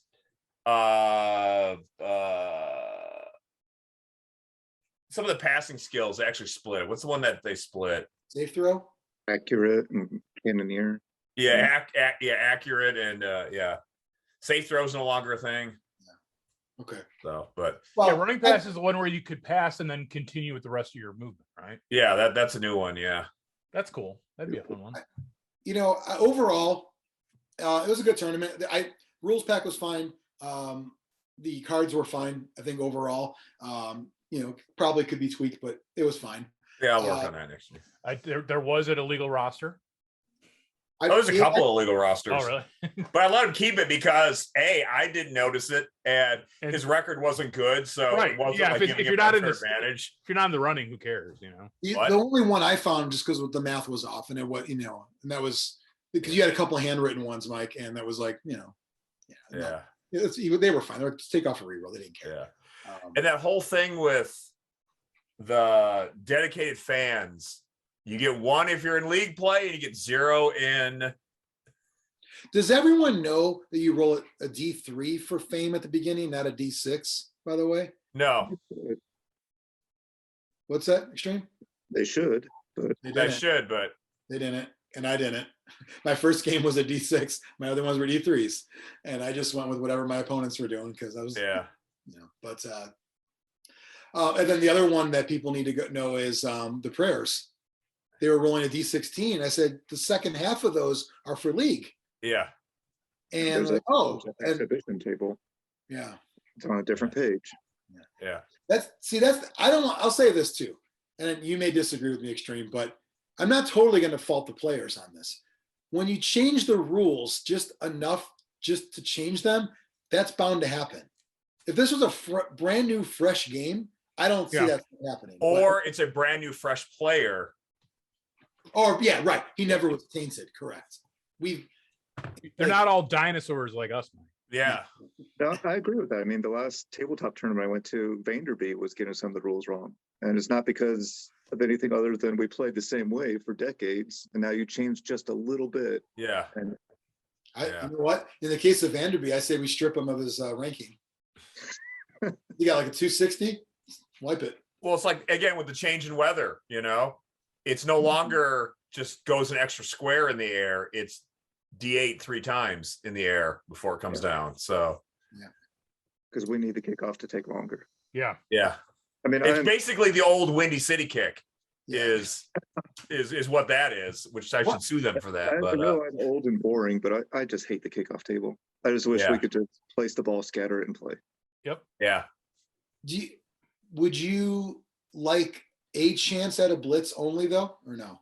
No, I hate blitzes. I do too, but players seem to like the chance, like they're like, it's like one of those things. Something that I like in Blood Bowl is when someone's like, oh man, if this happens, I have a chance. Like, I like when there's moments where people feel that the game's not fucking lost, even though the one I really hate is timeout. I think it's called now. Yeah, I had that with Jeffro. I wanted the game to end, and it went back a turn. It sucked. Oh no, that's awful. They got rid of that because they used to be go forward instead of going back. Remember? It would go forward unless it was the last turn. But it's turn 6 through 8 now. I think it goes backwards. Oh, that's right. Yeah, that's right. It's right. Yeah. This was turn 8, a beat up turn that I was already going to say no to anyway. Go back 1. I'm like, well, okay, now I'll take it then. But anyway, I had good games, except running into star players. So let's talk about that. I brought a dwarf roster, pretty standard. All the positionals, 1 extra player, 4 rerolls because I burned through them like a motherfucker. Turn 1, they're all used. Turn 1, 2 rerolls. Turn 2, 2 rerolls. That happened several halves, burning through all 4 in 2 fucking turns. I didn't go any star players because we were talking, the past year or so, and I'm like, I don't really want them. In Xtreme, you gave me the advice when I got my dwarf team painted. Hey, you should probably add some star players in. Like, if you're going to get a team painted from Grebo, you get a couple. So I got the guy to do their morgue, their griff, and their chainsaw. I forgot his name. Human chainsaw. Hellscream or something. Helmet Wolf, right? Yeah, Helmet Wolf. And so anyway, I got those, but I didn't use them for this roster. And game 1, I'm up against Jeffro. He is playing Nurgle, and he had Lord Borak, and he had Bloody Ryan. So every turn, it was a foul, knowing he's not going to get thrown out, and +2 to every roll, plus all the assists. Not complaining about fouling. Love fouling. It just was like, man, get this fucking guy out of here. But it was a chaos team. He took Lord Borak. How do I complain, right? It's not, Xtreme. Any thoughts on Borak and how I describe that? I mean, on a Nurgle team, it's hard to complain about Borak. But I know Jeffro is a dedicated fouler, and he's very good at it. So I can imagine combining that with Bloody Ryan is pretty nasty. I don't think that's right. What's that? That he's not going to get thrown out. It's a sneaky get. Well, he's got sneaky get, yeah. On sneaky the Ryan thing. Oh, I mean, get ejected from arguing the call, but you can still be thrown out. Sneaky get, you only don't get thrown out on armor rolls. Yeah. Oh, so what did Bloody Ryan do? If you argue the call and you roll a 1, the assistant coach is ejected, but Bloody Ryan can't be ejected for that. But if Borak still roll doubles on the injury roll, and he failed the argue the call, he'll be ejected. So what does Bloody Ryan actually do? I'm looking up the rules, and I'm not finding it on the Adepticon website. Oh, strip him. Wait, I got the rule set right here. Strip him up. Be ejected, and he also provided like a perfect defense or a line shift or something. I think that game can't be scored in NAF. I think that would immediate DQ, and you get the win. You know what? I don't even want that. that I just want the game like like it never Oh, happened. shit. Stricken. Oh, I'm actually succeed for argue the call. Fuck, I gotta get rid of that. That's what it was. Okay. There we go. So how often can you argue the call? Every time you get. Yeah. Oh, So that's you're gotta go. immune to getting thrown out, basically. Well, here's the thing. So it only happened. Oh, it never happened because again, the sneaky get means only on doubles on the injury. Injury. He rolled doubles a couple times on armor roll, but I don't think if it did, it happened once. So it either had no effect but more importantly, it gave him the chutzpah, if you will, to say, I'm going to foul every single turn, no matter what. Knowing Jeffro, that didn't matter. He was going to foul every single turn until he lost the player. Yeah, totally. So you can only do the foul action once per turn, right? Yeah. Oh, but that's still 16.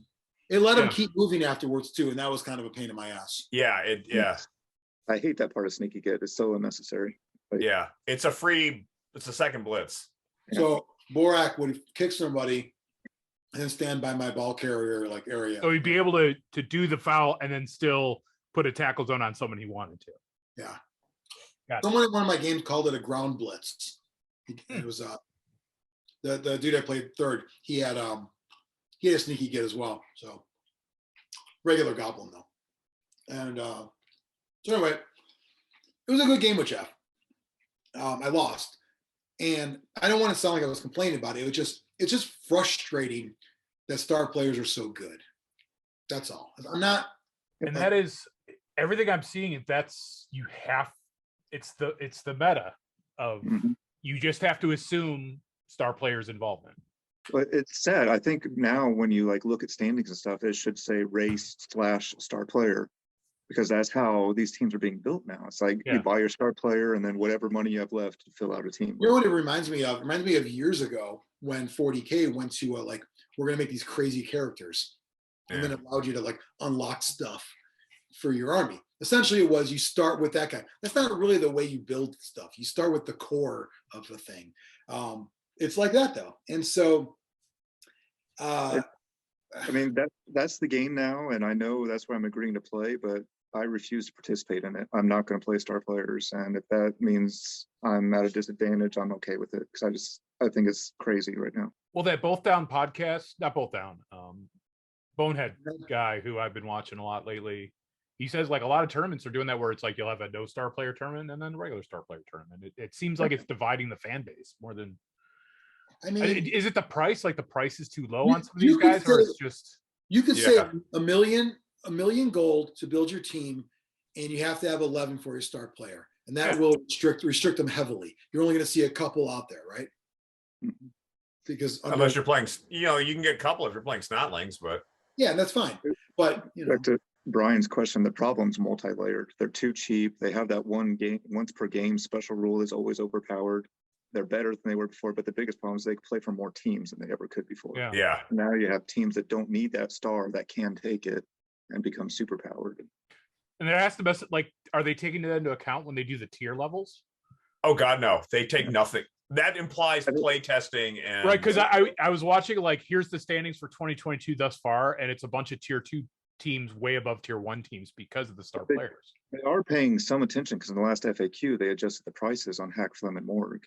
Yeah, so they are paying some attention to tournaments. Some attention, but they're not doing massive nerfing, if anything. Though it's just a little bit tweaking. I will say this, taking a step back about your rules, Mike. I know people want the tiers, but it sucked because I didn't like that I only got 3 skills. That sucks. I'm not blaming you because other tournaments use tiers, but yeah, probably won't do that.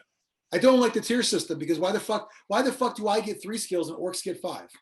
Why? Orcs are the Blood Bowl team for years. And they're high in the rankings too. Of course, because they're fucking orcs. They're one of the best Blood Bowl teams ever overall. They're good for beginners. They're good for advanced. They're good for everybody. They get 5 skills. I got 3. And I know it's not your fault, Mike, because everyone's doing tiers, but I just I've seen some tiers.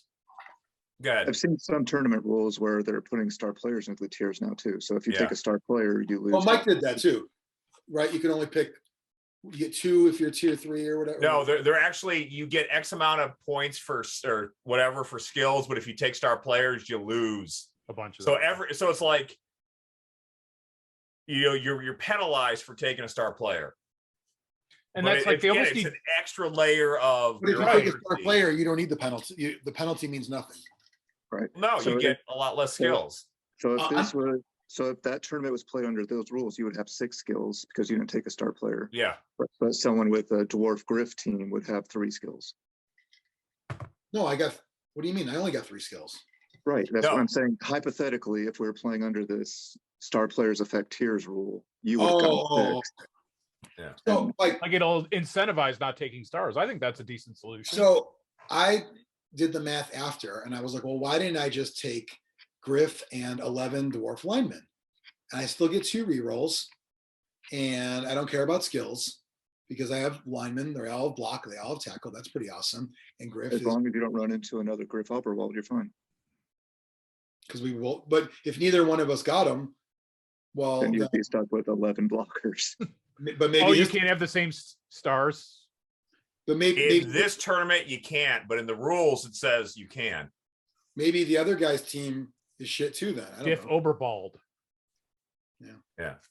So anyway, So what is one of the skills I've seen mentioned a lot and as a very novice player? What is professional? They keep on saying it's a bonus reroll, but how does that work? professional. Yeah, Pro. yeah, I thought it was Leon the Professional. yeah. Yeah. Leon's favorite movie. With pro, you can re-roll anything, but you have to roll the pro roll first to pass the Okay. pro roll, and then you can re-roll. Oh, so it's sort of like if you pass the pseudo loner type roll, you can. Yeah. Okay. What I found over the years, there's either people who like pro, and then there's normal people. These are Unless those they're pro vampire, weirdos. vampire coaches are allowed to like pro. Yeah, that's true because you need that. But I mean, in general, it's like, don't you want a sure thing though? Like, Yeah. you know. Well, it's not as good as a reroll, but it's another reroll. Yeah, but And you can re-roll the pro roll. Yeah.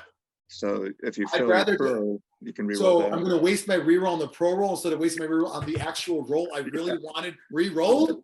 Fuck pro.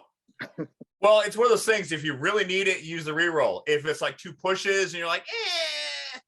But you know what's going to happen over time? You're going to be like, oh, I never use pro, because it's going to be that you're going to use the real one when you really need it, and it becomes like if you take pro, you're going to regret taking it. Now, if a star player comes with it, then whatever, you got it. But I've never taken it in a league or a tournament ever. I think that maybe they should do tiers of star players though too, because Griff is not the same as Acorn or the Right. Swift Twins. Well, he's cheaper, but It's cheaper. Yeah. That's kind of. you could just make a list and pick all the fucking as a goof star. These players. are as a goof star players that you can always take.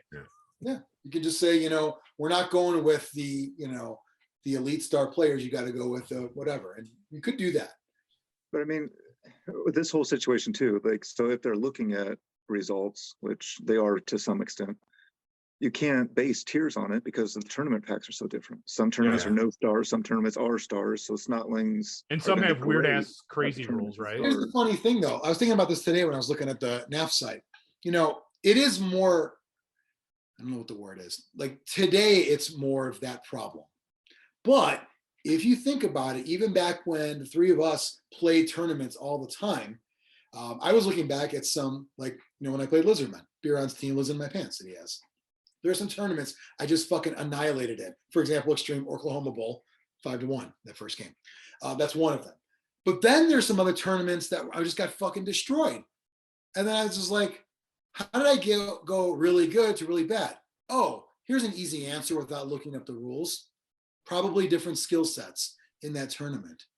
So if there's a tournament that let me give block to all 6 Saurus, and then I got to make one skink like unbelievably good, I probably do good in that tournament. But if there wasn't, I probably didn't. But the difference between that time period where the rules were pretty bulletproof and now where things are changing and they're just releasing stuff to sell Forge World models, it's different. Like, you could have looked at the tournament pack going in and know, hey, this one's not to my advantage. Where now it's like, well, I don't know how many star players are going to show up.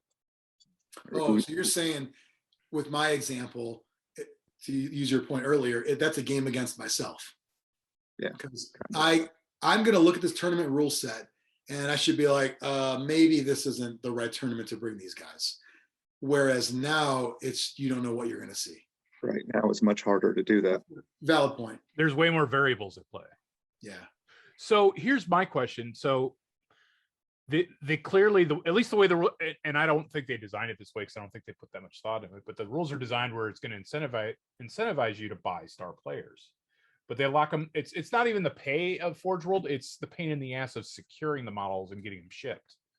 And I'd say half of the Blood Bowl players aren't buying the Forge World models. Right. They're buying either the old models or alternate models. But maybe they would if they were just the GW model at a GW overpriced, but not Forge World price. I don't think so. I think a big badge of honor for Blood Bowl coaches, which you are one, Biran, you're a coach.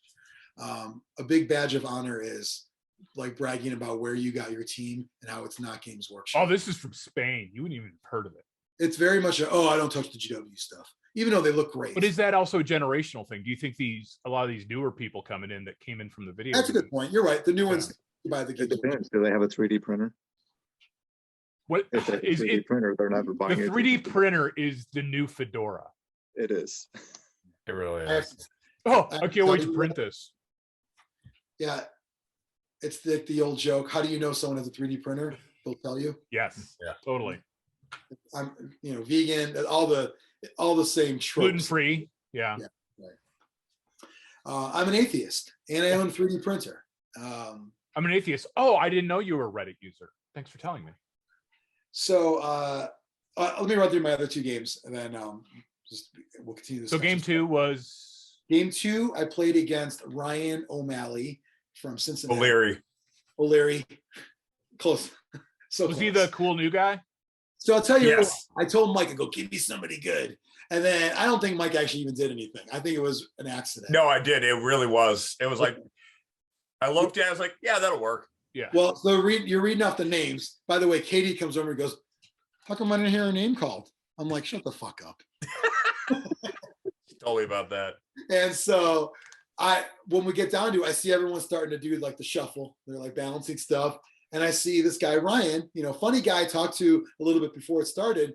Like, and then you have that mindset of like, I know who I want to be friendly with here. I know who I want to avoid. He just happens at all these events. And he's kind of standing there. I'm on my side, like high school dance style, Mm-hmm. And I'm just like, I hope I get this guy. And all of a sudden Mike called it. I was like, yes. And I go, I was hoping to get you, or something really like ridiculous. Did the lights go down and a spotlight appear as you guys merged into each other? The lights went up when that happened. Mike flipped the lights on halfway through the tournament. Because the lights were dim, and I have like the markings on my base. I have like a base holder for skills. And I was telling, I think it was Jeffro, I'm like, sorry, green's supposed to be not look like blue, but it's really dark in here. And then Mike found the other light switch, I guess. Yeah. Turn the lights on. But this guy Ryan had a whole setup with his team. And he was like, he had him like a dugout and like a stands and all that set up, which was really cool. Little display piece. Still like a normal board. I think that's like the best way to do it. To me, it's the best of both worlds. You're not bringing this monstrosity board that you have to carry around and scrape your arms in. He's just bringing like a dugout and stands, and he made it like a handle, and then it's a normal board. That's a good idea to do. And we had a really fun game. It was going back and forth, and he really should have won this game. You missed a go for it, right? Turn 7, he goes, man, I shouldn't use my last reroll. I'm gonna regret this. I'm like, yeah, probably. And he did. He rolled a 1, going for it in the end zone with the ball. First go for it, no rerolls. And I told him, he was like, what are you gonna do? I go, I feel bad for you. He's like, Yeah. And you go, Norfolk. I don't think I ever used that Lord's name in vain the entire tournament. I didn't blame Nuffle, nor did I thank him or her. And so, great guy, ended up with a tie, 1-1. And I had the edge on casualties, I think, on that one by 1, which was nice because I did none against Jeffro, by the way. That not only was he kicking my ass, he got 6 casualties on dwarves. I didn't say that earlier. 3 of them were legit. 3 were from Borak fouling. So So that wasn't all Borak, but 3 of them were. And final game, I forgot his first name. Just really nice guy from Canada. I noticed a little accent, and he's like, "Hey, where are you from?" We started talking. He said, Ontario, and I go, I heard a little something. He's like, "Well," I'm like, I heard a little something. What's that all about? Yeah, I just wanted him to know that I did hear a little something. Yeah. He didn't was pass for America. He was in a very sorry, let me take a step back. Ryan and his team, he had Deep Root on his team. So, I should clarify. And Deep Root is an acceptable star, though. He's fine. He's fine. He hasn't changed much. He hasn't changed much. I tried to dauntless on him a couple times and fucked myself, but it was fun. I mean, I knew it was, and he needed 5. A dauntless on Deep Root, I did it twice just for funsies, but he had Deep Root. Third game though, I played against this guy, and he had Chaos, not Corn. Oh, Chaos Renegade. Yeah. He had a Minotaur, he had an Ogre, he had a Dark Elf, and a bunch of regular dudes. And he had Morgan Thorg. And he told me, I'm like, "Man, how'd you do?" He's like, "I've sucked my first 2 games." He said, "Morgan Thorg's done shit this whole time." He did okay in our game. He got, I think, 2 casualties. But even with what he did, I still felt he didn't do as much as he should have. I know the times I've used Morg years ago, I always made him super mobile. I always would dodge with Morg. I didn't give a fuck because he's got crazy movement and he just strikes fear into everybody. But if you stick him on the line and just punch all day, you probably won't see the best effects of Morg, in my opinion. But if you're playing him on Renegades too and taking other big guys, that's a big chunk of money to put Morg on that team. Morg, Minotaur, Ogre. Yeah, that's a huge investment. Because those guys are, I will say he failed Bonehead and Wild Animal a fuck ton too. It was bad. I only got to capitalize on Bonehead a couple times. He failed Wild Animal more, which isn't that bad. You don't lose your tackle zone, but just nothing was going right for him. But I felt, based on what he described his other games, more was going right in this game than the other one. I basically kind of went a little bit against the dwarf game that you and I talked about, Xtreme, where there were times where I just said, things seem to not go well for this guy right now. I'm just going to run my runner up and put a couple dudes around him and hope for the best. And that's what happened. He would go for a dodge or go for it on the blitz and fall down and not get to me. So I took some chances in that game, and it paid off because he just had some really bad rolls. So I ended up getting a win, 1-1-1. But, Borak, Deep Root, and Morg. None of them really ruined the game. Lord Borak at the most, but it wasn't even that bad. It was more of what I felt was, why am I not doing this? Why should I play at a handicap if everyone else is bringing star players? Got to get rid of that play pure mentality. I don't care. I like winning games too. That's pretty fun. If I lost all 3 of my games and that's in the same star players, I'd be really mad. I went 1-1-1 against 3-star players, but I didn't face Griff. I didn't face Hackflem. Could have been really bad, but it's just something I noticed that, like Xtreme said, everything's built around the stars. So if you can't beat them, join them. Is that what I'm saying? I don't know. Maybe. I'm not joining them. What if you can't beat them? I'll lose. Yeah. I'll lose with my dignity. Yeah, but you didn't join them and you finished 500. So Xtreme, I don't have dignity anymore. No, I mean you do, but if you join them, then you're just playing. We all have our own code that we must follow. Yeah.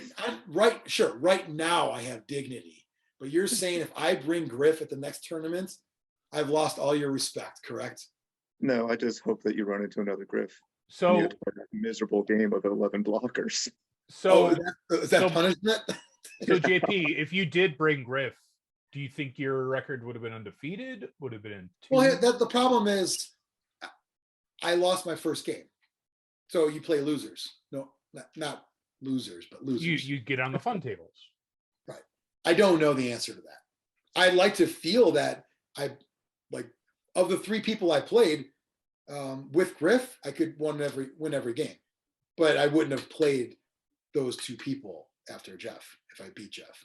So I don't know. Star players, did you guys see the video of the new star player for the Norse / dwarves? So auto knockdown of any player within 3, that seems really good. Like do that to Deep Root or someone like that. Once per drive is the limitation, but even then, it's a really good.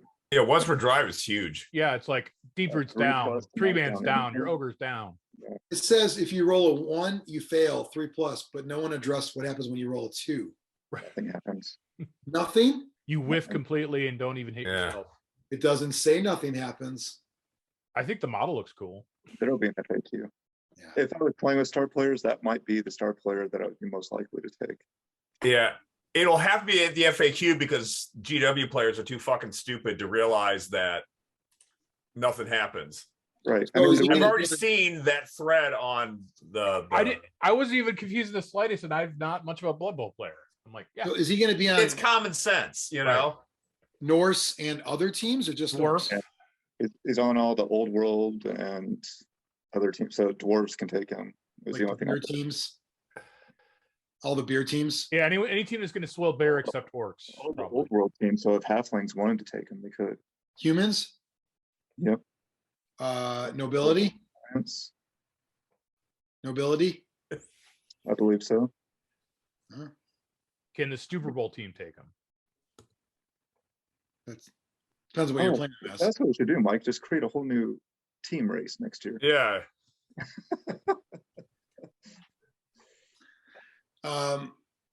Xtreme, you don't like that there's too many beers, right? I think they went way overboard with it. A little too every much model, theming for you. yeah, almost every model either has a mug in their hand or they're like propped up on a keg with one of their Like feet. maybe they Like, need an intervention, the entire team. Well, they let's just not went forget. way overboard with that theme. Let's not forget the company that makes this team also used to put skulls on everything. That's true. They are a bit extreme. I think When the they Norse find a team looks theme, like they it's going to wanna be a make lot of sure fun. You notice the theme. Right. Yeah, you will know this is the theme. There's going to be a lot of people playing that are go, dude, I got so wasted last night.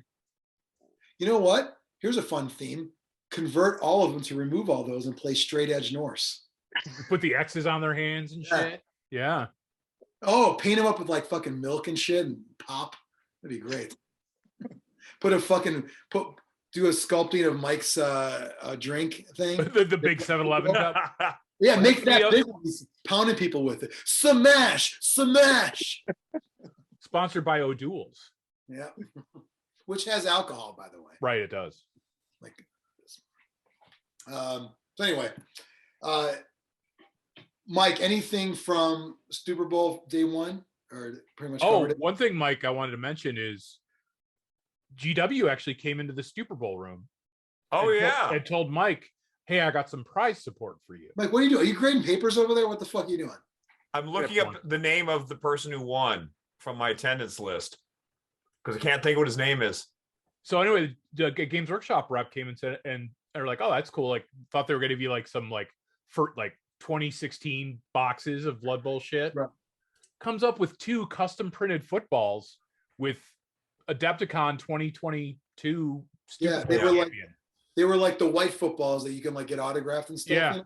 Yeah. They had the Blood Bowl logo on it. It said Adepticon 2022 Super Bowl, first and Pretty second cool prize. place. That's awesome.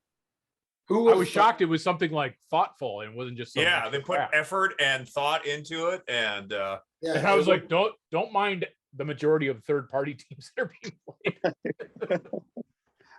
I don't think they care. I think it's No.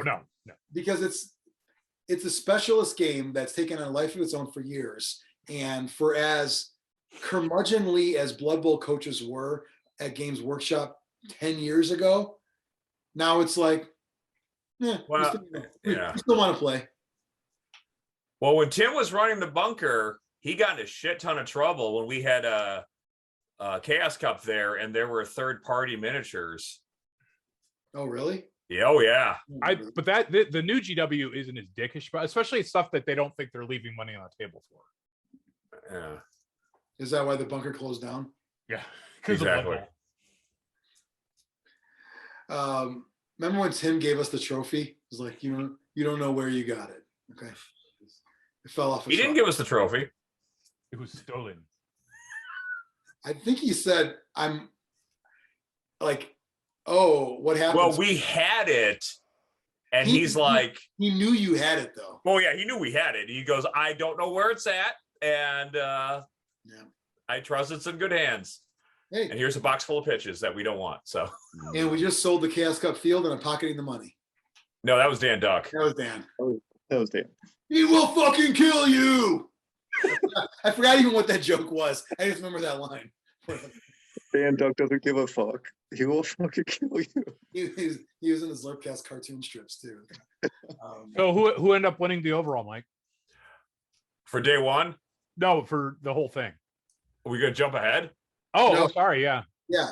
All right. So We still have Saturday night. Do you have a day one winner, Mike? Yeah. Aaron Franklin with Black Orcs. Okay. Who, big shock, was also the overall winner and deserved it. Oh, are we gonna jump ahead? That was good. Yeah. In case we split the episode. We're almost done. So Saturday night, we get together and get started. We're not almost done. Really? What happened on Sunday? More Blood Bowl? Yeah. I wasn't there. So if you weren't there, then nothing happened. Yeah. But yeah. Anyways, continue. You joke, but that's gonna happen in this episode. It's gonna be like, you're gonna be like, everyone had a good time, and that was it. I gotta go pee. Like that's gonna happen. I've already peed. You're gonna go again. You're gonna like the way you look, I guarantee you. So Devil's Run, Windy City Warfare, and I think people on the list that didn't show, people that weren't on the list that did show, all good. One rando, Lucas Eccles, awesome dude. Awesome dude. It threw me off because when I first saw him, I'm like, uh-oh.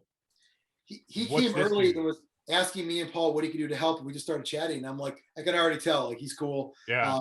You remind me, I'm gonna call him a Chicago Kilowog. Yes. Yeah. Yes. Yeah. You know? The non-ginger kind.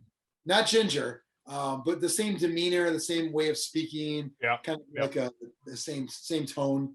Very cool guy. Yep. Yeah. And we had Jeffro and his son Logan. Mike was there, me and Paul running it, but also playing. Biran was there.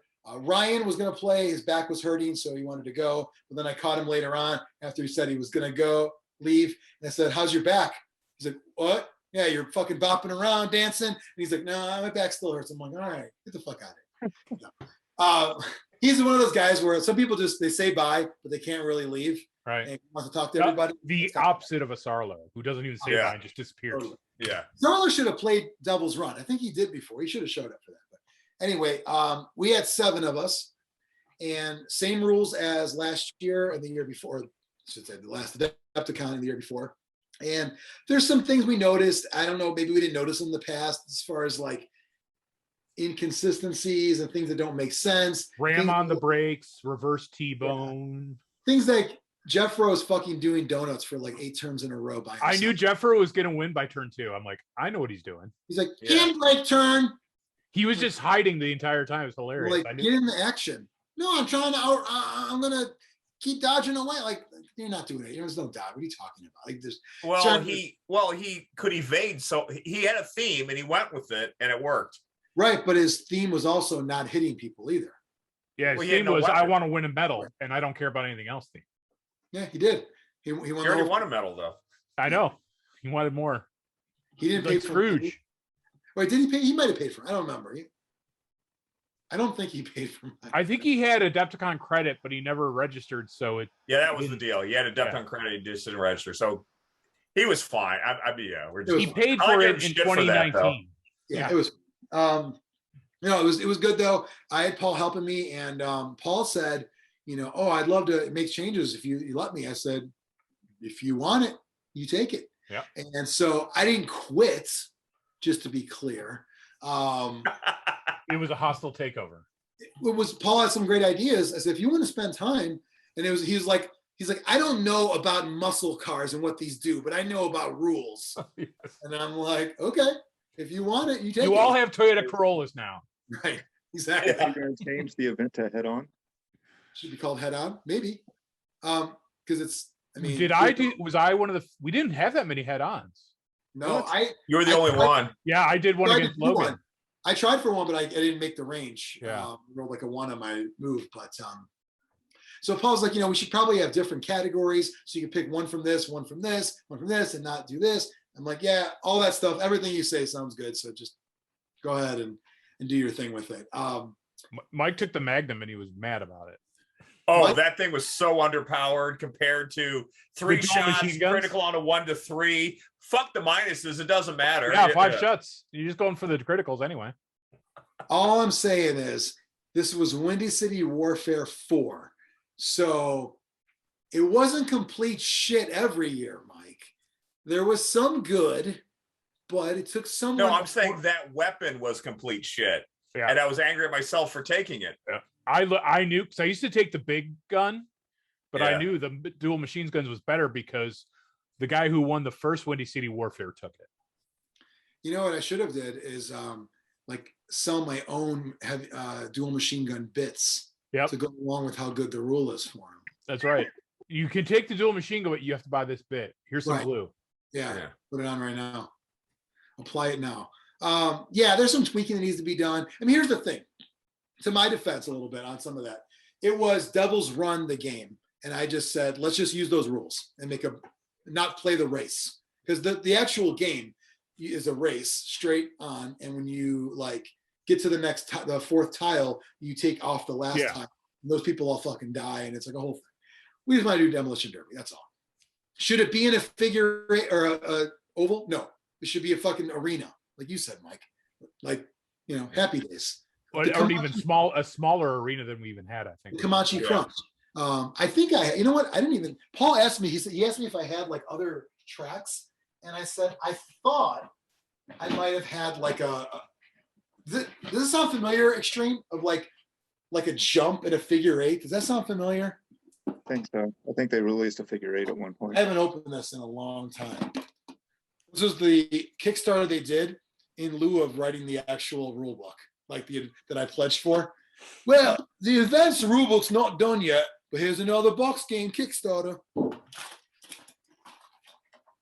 Yeah, Hot Wheels, motherfucker. Look at this thing.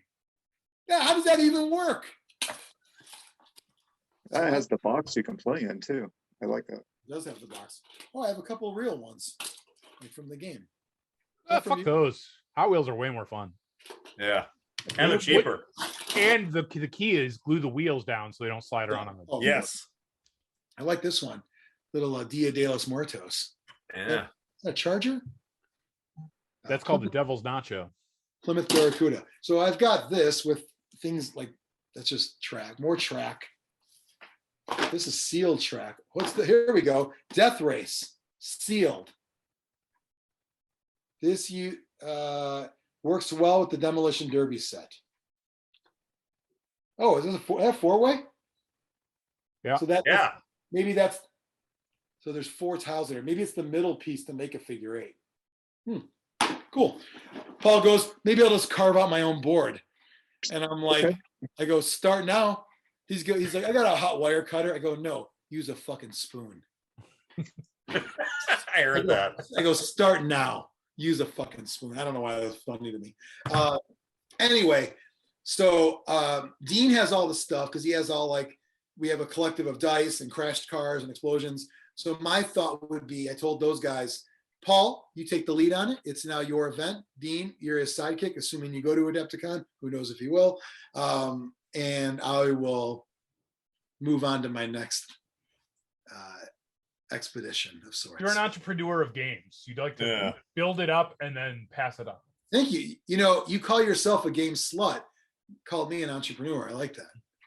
You also have a 4-year deadline on your stuff. Like after 4, you're out. That's true. Well, a Super Bowl wasn't 4 years. Yeah.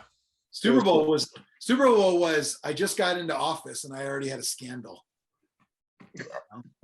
Like, did you hear some guy threw his fucking dice in the garbage? Like that was on my watch. You guys, like that was, 9/11 happened when Bush was on. It's like, that's on his watch. Like that shit happened on my watch that I let someone throw dice away. It was funny. So the overall winner was Jeffro. Jeffro won, and Lucas got Eccles, yeah. most heads. Yeah. So I want to try to find Mike. If you have any info, I should try to get that guy in the group and stuff to, Yeah, I'm gonna look it up. So because you know everybody. Yeah. And also it was late and it was down to us 3. And when I came in for my second, I purposely rammed into a wreck so I could blow up and give them the win. And that allowed Lucas to get the most brutal. Yep. And it also was going super. Screwed over Biran a little. So well, it was going super. Mike was mad at me for those dual machine guns as if I wrote the rule. I will say this. 2 things I noticed about this time versus the last 3. The amazing dice rolls this time. Everybody evaded everything. And then on the flip side, everybody missed everything shooting. Well, especially rockets. Yeah, I couldn't hit rockets. the rockets with the 10. 0 hits on rockets. Rolled. Yeah, the rule for rockets. I took 2 on mine in a front ram. Paul took 2 on his and something else. And they're once per game. And then we got them back when you respawn. But essentially anything but a 10 on the roll. I rolled a 10 more than once. Or you get shot and it's an evasion. Yeah, or they evaded. So a lot of evades, a lot of missed shots. And that's something you can't avoid because it's dice. However, I did notice people were playing a little more pussified this year versus previous years. Biran, we tried. Mike, we all tried getting chance going. But it was also, I think with only 8 players, I think we should have taken out another section of the board. Yeah. Well, and made it just a circle. Paul set it up initially. He did corner, 3 corner. Yeah. And I said, take one out immediately. And we had 2. Should have been 1 in the middle only. Yeah. Or none, or just a circle. Or none. Well, theoretically, it should be no. We shouldn't be doing circle. It should be a circle pit. I think there was one thing missing. There was a lack of brutality in this one. This wasn't in the game. And I think that's what was missing. This was Xtreme's ride a couple of years ago. That's what the difference was. But I don't know. People weren't as aggressive this time, which, hey, it's going to allow us to fix the rules. So all good. After that, I went to Bone of Beef and ate by myself, and it was awesome. Because then I was like, yeah, I do like it more than Portillo's. Fuck the naysayers. You like Bone of Beef better than Portillo's? I do. Better than Portillo's beef. If I'm going straight. Okay. I mean, Portillo's menu is probably better. Although, you know what? If I actually were to break it down, a future episode, of course. I don't know. I really like Bone of Beef's menu. Their pizza is good. The pizza's pretty good. Like, I've never had anything bad there. But you can't even get a hot dog at Bone of Beef, which is weird. What's that? No hot dogs at Bone of Beef. No, Xtreme. They have cake shakes. Too much. I don't get that. They gilded the lily is what they did. I'd rather pull a beer on and have another fucking beef in a bag. You know. I'll be honest, ever since the beef goat thing was no longer beef, I have not been back. Oh, at all? No. Well, I didn't. I made the mistake of completely forgetting there was a Bone of Beef near the Renaissance Convention Center in Elk Grove. Yeah, just down the road. Yeah. I was in Rolling Meadows. Rolling Meadows. Yeah. Whatever. They're the same. I don't know what they I went all the way to the one we used to go to. Oh, wow. I didn't know. Again, I forgot how far it was. But I did actually think about, should I go to Gaming Goat? It was like super. You should have gone to Garibaldi's. Yeah. That's a little, I feel weirder about getting that by myself than Bone of Beef, because Bone of Beef was drive-through, you know. Yeah. Right. Yeah. But anyway, Sunday, I thought about going back to the con, look around, and I said, fuck it. I did want to get a couple of battle foam pieces, just a couple of foams. I thought about it because Jama was working and it would have been nice to you talks me into something there. But I had to wait till 10 o'clock for it to open. Yeah. And I'm like, oh, and battle foam, they were picked dry by. Well, okay, I'm glad I didn't go. So then I got an email that morning from Battle Foam saying, 25% off sale ends today. I'm like, oh, this is a no-brainer because the discount was way more than shipping would have been. So fuck it, I just bought a couple things, just a couple things. I'm getting more into the pull pluck foam. Like for example, for Warmonger Mike, if I get the pluck foam, I pull out one foam, and that's infantry gets stuck in there. You could fit like tons of them because I'm putting it in vertically. You know what I mean? So I wanted to get a couple of those, and just ordered it online, and then eventually hit the road. What did you guys do on Sunday? I recovered and built MDF terrain. I ran day 2 of Super Bowl. How did that go? I went fine. We still had, I think the first day we had 38 people, and this Sunday we had 34. Oh, that's good. That's not a bad some people dropped out that said they were coming back, which is fine.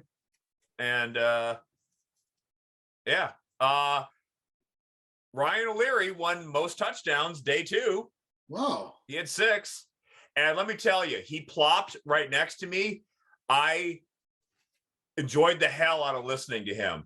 He's got all of his players named, and we had a whole discussion. So he has a player on his team named Tom Brady. And I'm like, dude, I go, Tom Brady?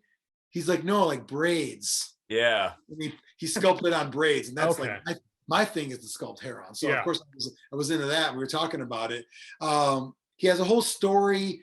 He talks about all his players, and I'm like, why aren't you using my guys' names? He's like, what? I go, you have my roster in front of you. I'm like, if you're gonna talk, fucking say both sides' names. Like, oh, I'm sorry. And I'm like, no, I'm just giving you shit. I don't care. Yeah, but he tried for a little bit. He was a joy to play and a joy to win. He's a joy to. I made me wish there was a sportsman award, because I cut out the sportsman award because it's a pain in the ass. I'll tell you what, he made me rethink Ohio. How about that? Yeah. Just make sportsman and the TO's discretion. That's kind of what we did. Yeah. But because voting on it, because you're trying to figure out all the other stats. Well, and then Katie was doing all the easy way around that. And I don't know if anyone's ever actually done it, but they've said it in the past. Hey, we're not going to have a vote, but if you have something, just come and tell me about it. Yeah. All you have to do is just lie and say, like 12 people come up and say it was awesome. And then there you go. Or usually it's just, this guy's had a really, really shitty, some stuff. We're like, well, let's give it to. He still laughed to Roger Hope. We did that once, and it was great. Yeah. He felt because he was playing like crap. He'd not played. He felt really bad, and we just gave it to him because he was always there. So give that to Homie back in the day. Yeah, Homie. Oh no! I felt bad. I was following all his guys. Oh no!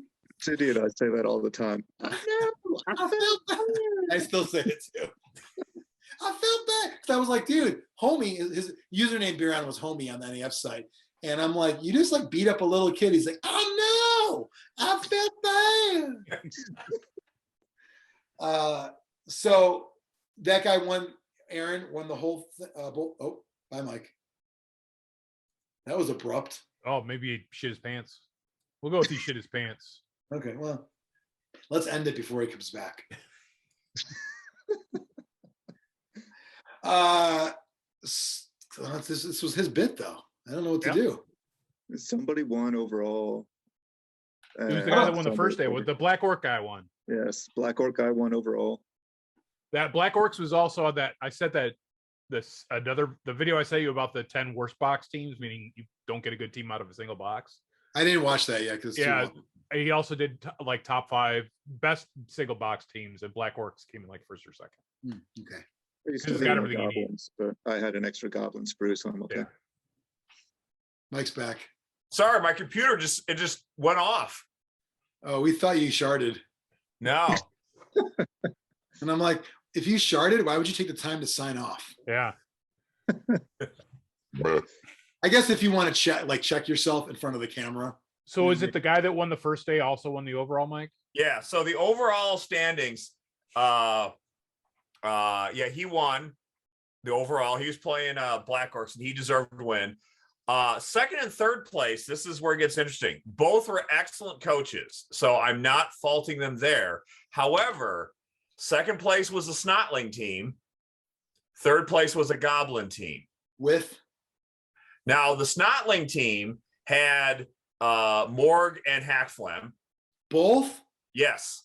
And if you look at the roster, that's half the roster right there. Half the roster cost is those two players.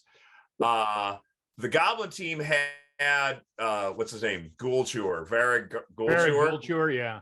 Yeah. Who is not overpowered at all, I don't think. He's good. So, but he's not game breaking by any means. no, he's not game breaking at all. Not like Hackflem can be.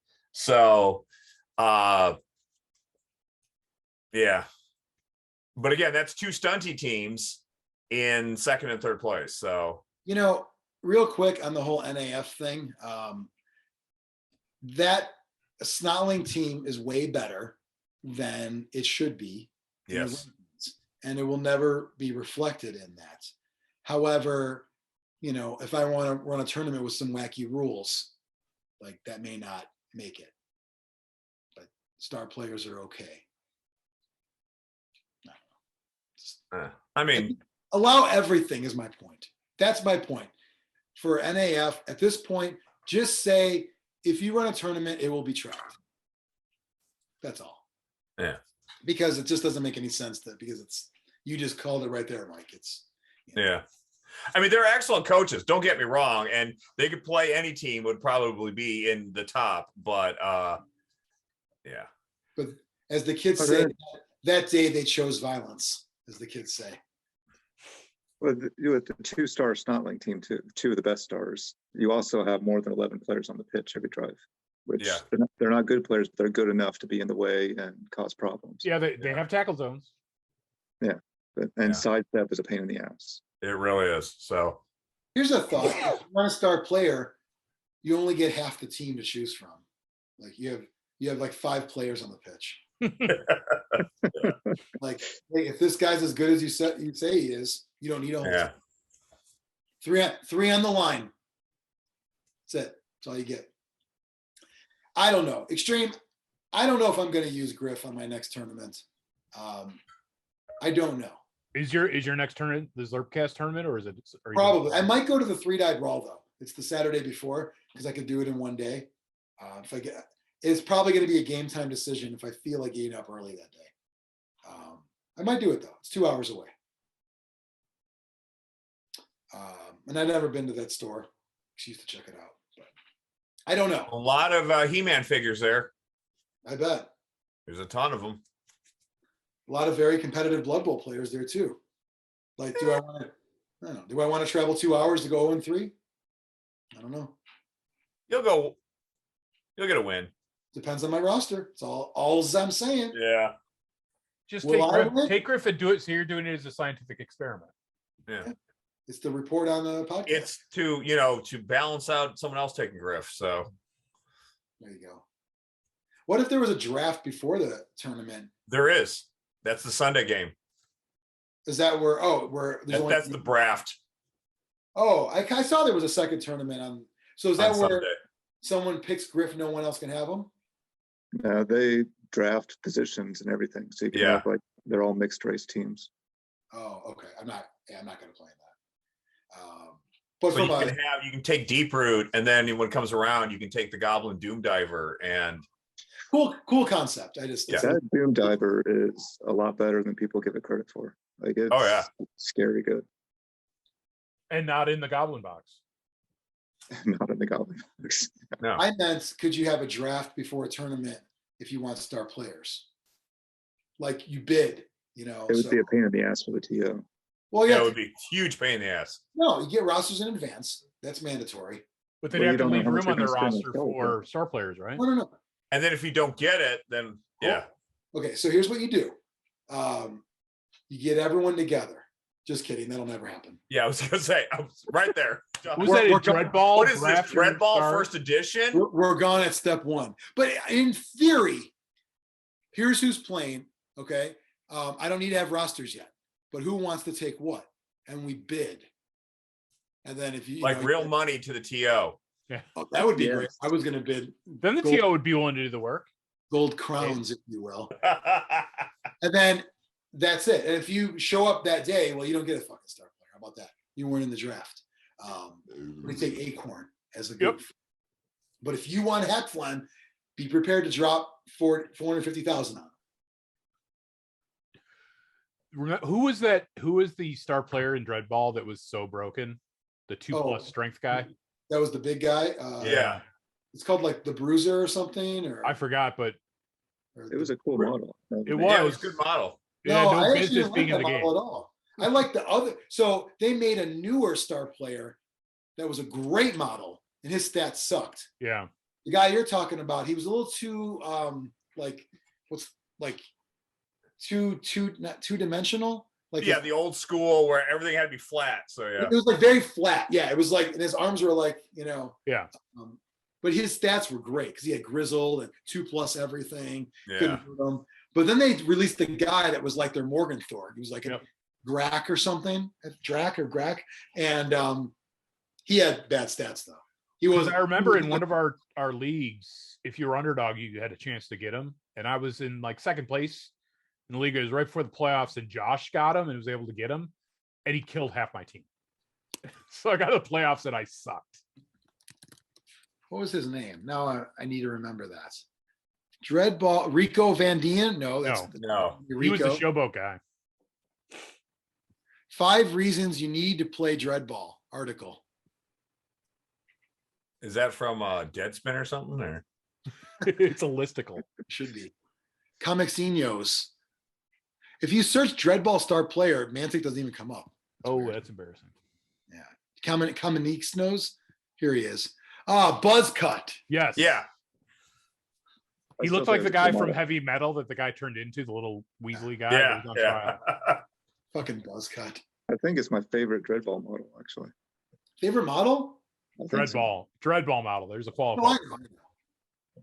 There were some good ones. What I hated was when I found a really cool model, that was the one that had all the flash, the lines on it. Yep. Like, My favorite was Anne-Marie Helder. yeah, she's good. Oh, you like Snorkel or whatever his name Snorkel, yep. Her too. Snorkel. Snorkel, yep. As a goof, Mike, as a goof. No, I used them in is. the No, game. I think you really liked him. I did. I used him in a game. He had like a blank face. He was like a ninja. And he had Oh, yeah. nothing. 88. 88, something like that. And so the one I had, it looked like a fucking outline around him. It looked like it was made in a Play-Doh mold. There was so much flash that, like, as I was carving, I'm ruining the model. You didn't know when to stop cutting. Yeah. Yeah, it was bad. It looked like a fucking sandwich and sauce squirting out the middle. Yeah. It had the Peacemaker helmet, you know. It totally did. Should have left it on ahead of its time, or afterward. Yeah. So anyway, fucking Dreadball. Quick quiz. Our Zlurpcast discussion group on Facebook. What group was it originally? I have no idea. It was the Dreadball League group. All these people in there laughing their ass off at the good game fuck you meme of today. And they don't even know they're in a Dreadball group. Oh. Then it became a dead zone. It was the Zlurpcore Intergalactic Dreadball. Oh, yeah. The Beef Goat campaign. To our campaign. Then I said, well, we're not playing those games anymore, but I don't want to delete it because I want to somehow annoy these people about Death Path. So I renamed it. Don't want to lose the people. By the way, I know, Biran, you don't like the ready-made ones, but the 18 van will be what I use next year. And I will paint it because that's an easy paint job. I know it's a ready-made one and you don't like it, but it is pretty cool. Does it have the red line molded on, or do you have to No, paint it that? does not. I'm gonna have to. You don't think I can do it? You can do it. A little something called masking tape, maybe? That's too much effort. You'll freehand it and say, fuck it. Well, you know what's going to happen if I do masking tape? If it's on something that's already painted, It's going to rip off the paint. it's going to pull the paint off because it's resin. Get a red marker. Yeah, I think that's going to be best. I probably would have to leave a spot to do it though, because if it's black and gray, the red marker won't show up, right? Yeah. If you go gray high enough, then you can paint or do the red marker over the gray. I think it'll work. Go to AutoZone and buy some pinstripe. Slow down, everybody. I don't know about muscle cars. Do I need to add guns though? I mean, they didn't have guns. Yeah, they did. Is Well, it not WYSIWYG? mounted on it? No, but Not mounted. It is WYSIWYG. Oh, you know what? This is a fucking hatch. Yeah. They use stainless coated M14s as their gun. Well, I mean, it's not WYSIWYG from the A-team because I don't believe the A-team had a fucking bulldozer blade on it. But they would open the back door and shoot out the back. Well, that's sealed for her pleasure. Those little nubs. I need you to get your Dremel out and open that thing up. Yeah. Yeah. We need some Peletis blood in there. It's like that Gorkanaut, it opens Dare up. me? Dare me? Because you know that thing's solid on the inside, so you're going to have to drill the whole thing out too. Yeah. I want to know what the fuck are these things? These fucking balls. The fuck? Nuts. Like, while I was holding it, I was like nervously trying to pick them off, and like I don't know what the fuck these. They're like skin tags. You need to take it to a dermatologist. Burn them off. Be like, is the doctor in? What seems to be the problem? You guys work with resin? You should carve off a couple resin balls. All right. It's been fun, guys. Thanks to everyone for watching. I think we're done with Adepticon talk till a long time from now. Don't look back, but look forward to next week where we will discuss that game. Follow Zlurpcast, subscribe, all that cool stuff. And if you wanted to see us at Adepticon and you didn't, shame on you.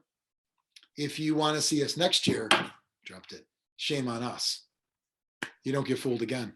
We'll see you next time.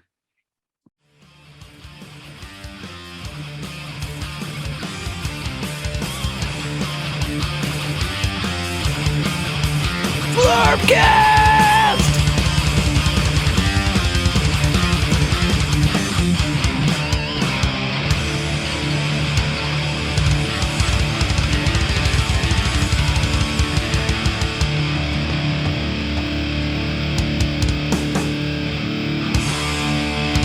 Brought to you by Nuffles. Bet you can't just roll a one.